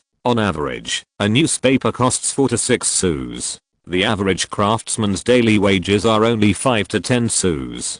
Few people would buy a newspaper on a whim. Now, Joseph has lowered the price of a newspaper to 2 sous, and in the future it will be reduced to 1 sous, or even lower. At this price, many people can afford it. Joseph knew very well that street retail was the best channel for selling newspapers. The newsboy shouted out the highlights of the newspaper, and passers-by who seemed interested could easily buy a copy. Moreover, the newsboy can also sell other items and use the profits to lower the cost of the newspaper. As for child labor, there is no such thing as this in this era. At present, in every country in Europe, there are many children working in workshops at the age of 7 or 8. They are the important breadwinners of the family. Selling newspapers, a relatively easy and high-paying job, is expected to be filled by people soon. After Joseph gave Denik some more instructions, the newspaper manager said goodbye and returned to Paris. What they didn't know yet was that the 2 newspapers had already caused quite a storm in Paris. On the streets of Paris, children waving newspapers were heard shouting, "Read the newspaper. 2 sous per copy." There is the latest novel in the newspaper. An all-chemical boy suddenly breaks off his fiancée's engagement. Can he seek justice after 3 years? The man had just received his salary yesterday and bought a newspaper out of curiosity. He was immediately attracted by the wonderful story on the second page. He looked around as he walked until he hit a tree and realized that he had gone the wrong way. Thanks to the big guys, Rabolition book friends 20230301101521800 for their generous rewards for this book. The young author is deeply grateful and would like to express his sincere thanks. Chapter 73, Using Newspaper as a Sword. Newspapers were selling like hotcakes all over Paris. Most of those newsboys went to the Paris Merchant newspaper office to try their luck, because they really couldn't find anything to do. Unexpectedly, the sales volume was unusually good. According to the agreement, for every 10 newspapers they sold, they would be paid 6 deniers. Just after noon, the lucky newsboy had sold 50 newspapers, earning several times more than working in a workshop. The story of Hunter Zyro's annulled engagement and the story of Cress's survival after being shot were already known to everyone almost in one morning. Many people can't help but feel itchy when they hear others discussing an interesting story very enthusiastically, but they don't know what's going on. Just when they were hesitating whether to spend a sum of money to subscribe to a newspaper, they heard that there was a newspaper seller on the street outside, and they immediately went to buy one. And the ladies who are most up to date with the trend have begun to hold salons, with the theme being the immortal Cress or the alchemy family that they just saw. They are keenly aware that these stories will definitely become the most popular topics, and they must seize the opportunity. By that evening, even Parisians would greet each other with a sentence, "Have you read that novel?" It's no wonder that entertainment life in the 18th century was very monotonous. There are only a few novels and dramas, and most of them have long been tired of them. People can only pass the time by talking about the scandals of nobles. For readers of this era, those cool writing routines that have been repeatedly tempered by countless authors in later generations are completely shocking to the soul, and you will become addicted after just one glance. This is no exaggeration. Even in the 21st century, there have been cases of American boys who were so engrossed in reading porn that they couldn't even care about taking drugs, and finally succeeded in quitting drugs. For the citizens of Paris who have an empty spiritual life, these novels are full of exciting points, with various foreshadowings and constant suspense, which makes them unable to put down the next day. When everyone was still discussing the plot of yesterday's novel, they were surprised to find that there was a new chapter in today's newspaper. It has revealed some mysteries in yesterday's story and left more suspense. The plot is still exciting. Who can resist watching this? You don't have to eat, but you have to buy this newspaper. Some people even fought over the last newspaper in the hands of the newsboy. Just after 3 p.m., the stocks of Paris Handelsblatt and La Presse et Bild were sold out. Denik looked at the dozens of newsboys in front of him who were anxiously waiting to pick up newspapers, and felt like he was in a dream. He knew that the wonderful novel sent by the Crown Prince would definitely cause the newspaper to sell well, but he did not expect that the sales volume would be so amazing. Oh, got A total of 7,000 copies of each of the two newspapers were printed, and they were all sold out. You must know that there are only more than 500,000 people in Paris, and the sales volume of the most popular newspaper Paris News in the past was less than 3,000 copies. The combined number of these two newspapers is more than 5 Paris News. His hands began to tremble a little, and he immediately rushed into the printing workshop, pointed at the printing press, and shouted to the workers, "Print more. Print 1,000 more copies immediately. Use your fastest speed." At this moment, a manager from the newspaper office hurried over and gestured toward the office in excitement. "Mr. Dinoco, come over quickly. The Origin of Elegance perfume shop, the Onitarian tools shop, and, in short, several well-known shops have come and said they want to discuss advertising." Denick waved his hand and said rather domineeringly, "Let them wait for now. I'll go over after arranging the printing." Of course he has the capital to be domineering. With a sales volume of more than 14,000 copies of the newspaper, he doesn't have to worry about anyone coming to advertise. Point with the popularity of the newspaper of Paris Merchant, a large number of readers not only read the novel, but also read the article about the tax bill in the newspaper on the streets.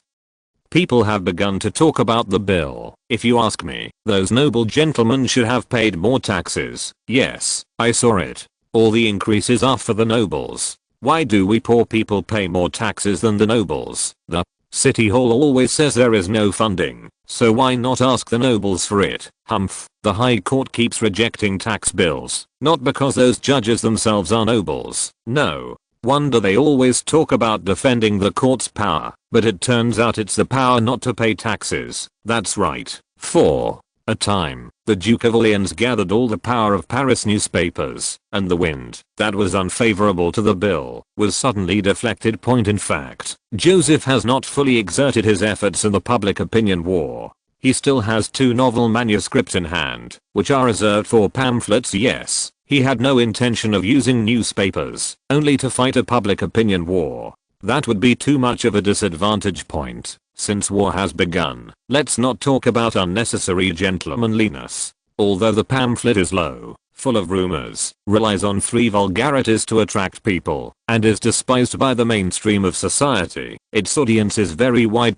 Today the French literacy rate exceeds 60%. A large number of people who could not afford newspapers had to read pamphlets for entertainment. It can be said that brochures dominate the low-end market. Joseph will naturally not miss this publicity tool. It is difficult for the audience of brochures to make regular and continuous purchases. This affects the readability of serialized novels. So he plans to send out a booklet once a week, containing 7 days worth of novel chapters. When tens of thousands of pamphlets appeared on the streets of Paris, that was when he actually launched a general offensive. At a regular ball at the Palace of Versailles, a group of aristocratic ladies glanced resentfully at Princess Thais, complaining about how she had always occupied the crown prince. The young boys looked at Joseph helplessly, hoping that some kind-hearted lady could abduct the crown prince so that they could get close to the princess. Of course, this is Joseph's unilateral use of his sister as a shield. He really has a bit of a psychological shadow on dancing. After these few days of adjustment, Thais has become much less optimistic about the rumors.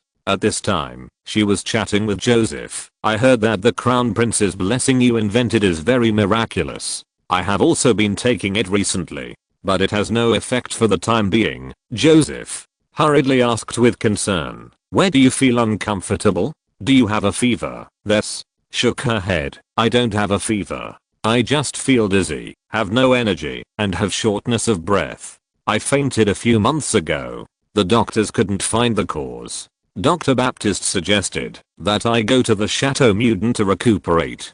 Joseph's face was full of black lines. "This is not a symptom of taking salicin. What kind of medicine are you taking? You can't just take any medicine you hear is miraculous. You have to follow the doctor's orders." Thais nodded seriously. "That's what Dr. Baptiste asked me to eat." Joseph held his forehead and asked again, "What other medicines do you take?" Thais named several herbs. Joseph looked at her pale face and thought to himself, the symptoms she said sounded like severe anemia. Girls her age seem to be prone to anemia. I just don't know if it's iron deficiency anemia or pathological. Thales added. In addition to taking medicine, I also receive bloodletting treatment every half month. Joseph's face turned completely dark. It would be better for you to fire your doctor. Thanks. 2. Renu. Bearing humiliation alpha. Ganmu dumb. Huddled in the bed. Can't even come up with a nickname. Don't come close to sugar and fats. Book Friends 201/0403213248533. Book Friends 2017080915550561 and several big guys for giving this book generous reward. Cheyenne Haitian is grateful. I love you all. Chapter 74. The king is the best craftsman. My sister's vitality is so tenacious. Joseph was so impressed that he was suffering from anemia and had to have blood transfusions twice a month, but he could still live until now. Thess asked in confusion, "Why is this? What did Mr. Baptist do wrong?" "He didn't do anything right." Joseph suddenly remembered the news that Dr. Lamech had sent 2 days ago, saying that tocopherol had been successfully extracted, and he couldn't help but feel moved. He originally planned to use vitamin E, which is tocopherol, to make cosmetics. However, this thing seems to have the effect of treating pathological anemia, and it can also improve immunity. Just right for Tharis. Coupled with some iron supplements, her anemia should be greatly improved. As for iron supplementation, you can ask Dr. Lamech to help synthesize some ferrous sulfate. This thing is very simple to make by heating iron and dilute sulfuric acid together, then precipitating and filtering. He warned Tharis seriously. Absolutely. Don't bleed in the future. It will seriously damage your health. In addition, I have made a medicine that should help alleviate your condition. I will have it delivered to you tomorrow. Really? Do you really have this potion? Thess looked surprised. In fact, she no longer wanted to bleed. No girl wants to have a few scars on her arms. Joseph nodded. Oh, dear Joseph, you are such a genius. As Tharis was speaking, she suddenly felt dizzy. She hurriedly said goodbye to everyone, left the bowl hall with the help of the maid, and went back to rest. Joseph was thinking about the dosage of vitamin E and ferrous sulfate for his sister, and suddenly thought, why not sell these things as healthcare products in Paris Angel's store? Vitamin E also has the effect of anti-aging and regulating women's menstrual periods, together with ferrous sulfate to replenish blood. It is a perfect friend of women. This stuff is sure to drive ladies crazy. He thought of a certain famous oral liquid in later generations, with the light of river dancing in his eyes, and said to himself, let's call it Giffard oral liquid. The aristocratic ladies who were all around were gearing up, and could no longer hold themselves back.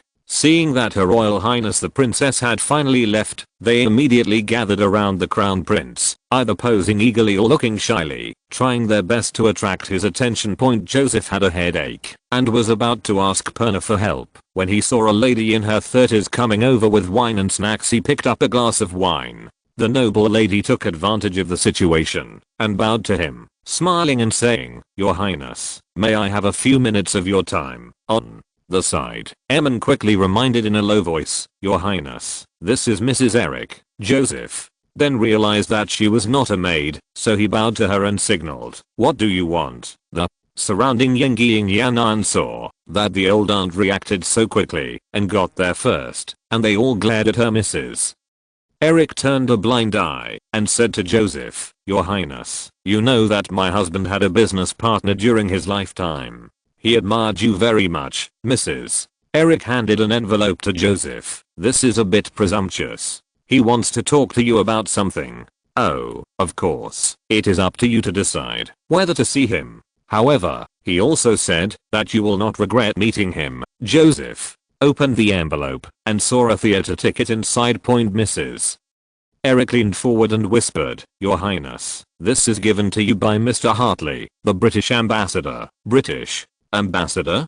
Joseph narrowed his eyes slightly. "What is he looking for me for?" He suddenly remembered the Treaty of Eden between Britain and France mentioned by Dauphin before, and thought to himself, no matter what the British want to do, it would be good to contact them and get a feel for it.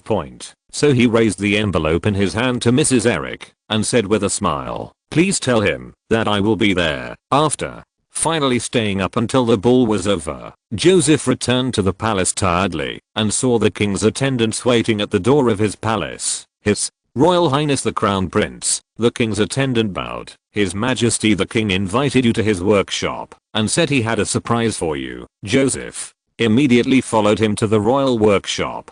Before he could salute Louis XVI before entering, he was happily dragged to an iron black machine by the latter. Joseph could tell it was a printing press. Louis XVI motioned to the panel maker next to him. The craftsman nodded immediately, fixed the painted slate in the middle of the printing press, took a few pieces of paper and placed them on the iron frame at the top, then brushed on the ink, pulled the long handle hard, and compacted it point. When the handle is lifted, the piece of paper has turned into a landscape painting of the Palace of Versailles. The craftsman had no intention of stopping. He took away the printed painting and pulled the handle again, and another painting appeared. Point in this way, he printed 5 pages in a row before stopping to apply ink and add paper. The whole process only took a little more than a minute. Louis XVI looked at Joseph proudly, as if waiting for his storm of praise. "Dear father, you completed the transformation of the lithographic printing press so quickly?" Joseph said in surprise. "It only took 3 days. The craftsman next to him noticed that the crown prince did not know the goods and quickly reminded him carefully, "Your Majesty, His Majesty the King invented the automatic feeder." He pointed to the rake-like lever on the iron stand where the paper was placed. "In the past, I had to rearrange the paper and align it every time I printed. Now I can print 5 consecutive pages at a time, which is several times faster." Joseph looked at Louis XVI with wide eyes, thinking that he was indeed the patent holder of the new guillotine, and he really lived up to his reputation. Not only did this allow the printing machine to adapt to the stone base plate, it was also greatly improved. In this way, the time and cost of printing can be reduced a lot. I can't think of any other words except praise and admiration for you. Joseph exaggeratedly saluted Louis XVI with his chest caressed. "You are definitely the most powerful king I have ever seen." He added in his mind, "It is limited to machinery manufacturing." Louis XVI rubbed his hands proudly and said with a smile, "If the spring is improved, 10 to 20 sheets can be printed each time." He began to introduce his invention in detail. "Look here, when you pull down the pressure lever, it will move the paper and then push it forward." Joseph looked at those exquisite mechanical devices and couldn't help but think, perhaps he could start developing the next generation of rifles now without waiting for the craftsman at the Charleville arsenal. The king is the best craftsman. It would be a waste not to make good use of it. He asked about the situation of the board making craftsmen and learned that they were already proficient in making stone printing plates. He immediately asked them to summon the bodyguards prepared for several people and ordered them to escort the craftsman back to the Paris Merchant newspaper office immediately. Louis XVI asked his assistant, the famous lockmaker Mr. Ferroland, to go to the newspaper office to help with the renovation of the printing press after all the craftsmen left. Joseph immediately approached Louis XVI and said in a seductive tone, "Dear father, I have a very ingenious design for a rifle that only a very skilled man could make. I wonder if you'd be interested in giving it a try." Louis XVI's eyes suddenly lit up. "This book will be on the shelves soon. I hope it will achieve good results in the future. It will not be in vain for me to stay up late every day to check the information." Chapter 75 Subversive Weapons. Joseph briefly introduced. This gun will adopt a new firing method. The loading speed and power are greatly improved compared to the current flintlock gun, and the rain resistance and misfire rate are also significantly improved. Louis XVI's eyes brightened even more. Even people who don't understand military matters can tell that this new gun will have a subversive impact on war. In fact, he knew very well that everyone in France was talking about his incompetence and not doing his job properly behind his back. He also wants to be a king who is respected and worshipped by his people like the Sun King, but running a country sometimes really depends on talent. And he just doesn't have the talent in this area. But Gun making was his area of expertise because of his familiarity with precision machinery. Many gunsmiths of this era were born as watchmakers. He is a master craftsman certified by the Locksmiths Guild and the Watchmakers Guild. Point: in the past, no matter how exquisite the lock he made, no one would sincerely praise him for it. Point: but guns are different. This is the military pillar of a country. If the new gun he developed could help French soldiers sweep away the enemy, who would say that he was a useless king? Joseph asked the guard outside the door to get a flintlock gun and pointed at the firing mechanism at the back of the gun. Today's flintlock gun uses the flint on the bolt to hit the iron plates to produce sparks, which ignites the gunpowder in the powder chamber, which in turn ignites the percussion gunpowder in the gun chamber and shoots the bullet. Louis XVI nodded. He often hunted and was familiar with this. Joseph removed the flint from the bolt and continued. The British synthesized a thing called mercury chloride a few years ago, which will explode when it hits the impact. If you fix the mercury ray on the side and rear of the gun barrel and use the bolt to hit the mercury ray, it can be directly ignited and fired. Medicine. Louis XVI frowned and said, but how to fix the mercury fulminate? Moreover, this thing will explode on impact. It is not safe for soldiers to hold it. For example, if they accidentally fall, they may die. Joseph smiled slightly. This is also the reason why the British have not been able to use mercury fulminate to make weapons. Louis XVI looked at him expectantly, knowing that his son must have come up with a solution. I call it a fire hat.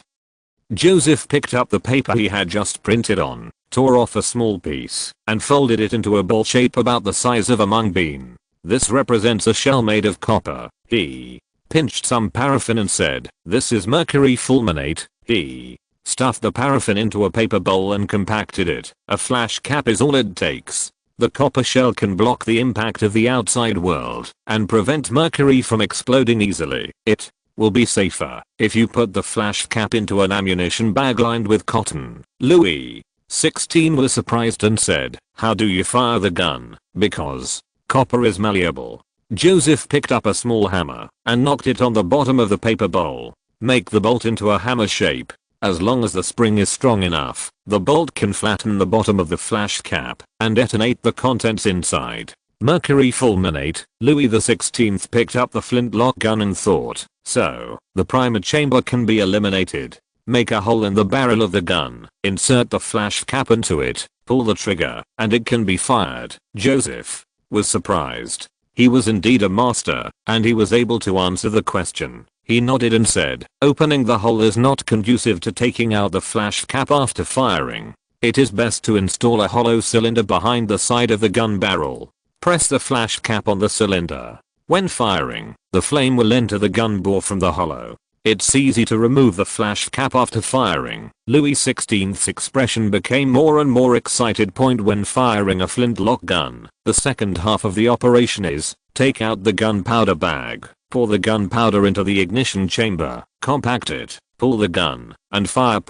If you use a flash cap instead, you only need to pull the trigger, plug in the flash cap, and fire. At least 2 or 3 seconds faster than a flintlock gun. Don't underestimate these 2 or 3 seconds. Half a second can determine life or death on the battlefield. A veteran who has been training for several years may only reload 3 seconds faster than a new recruit. In addition, the flash cap gun does not have a leak hole in the primer chamber. The thrust of the gunpowder can fully act on the projectile. The power is definitely greatly improved compared to the flintlock gun. He looked at Joseph, his eyes full of pride and doting. My dear son, how did you come up with such a brilliant idea? Oh, I guess God must have kissed your head. Joseph thought to himself that of course he had seen it on the military forum, and he smiled and said, thank God. He took a pen and paper, drew the structure of the cap gun in his memory, and handed it to Louis XVI. This is roughly what it looks like, but the specific size proportions, as well as issues such as parts and craftsmanship, must be resolved by our great king. Louis XVI puffed up his chest with great pride. Don't worry. Together, father and son, we will definitely be able to create a great gun that will shock the whole of Europe. After coming out of the royal workshop, Joseph couldn't help but sigh secretly. Why didn't he think of asking the king to help develop weapons? In terms of equipment, here are the most complete and best quality tools and instruments in France. In terms of technology, Louis XVI and his assistants were the best. More importantly, when the king engages in research and development, he does not have to worry about technology leaks. This would be an arsenal for research and development, and at least 100 people would have to keep an eye on it to prevent secrets from being leaked. He further thought that there would be more and more matters involving technology confidentiality in the future, and the introduction of patent law must be put on the agenda as soon as possible. In addition, when the flash cap gun is developed, the supporting mercury processing and firearms manufacturing must keep up to quickly form batches. This new gun will not only be a simple weapon, but also a powerful tool for exerting influence on the army, so it is better to have it produced by the arsenal under its control. While Joseph was thinking, he had returned to his bedroom.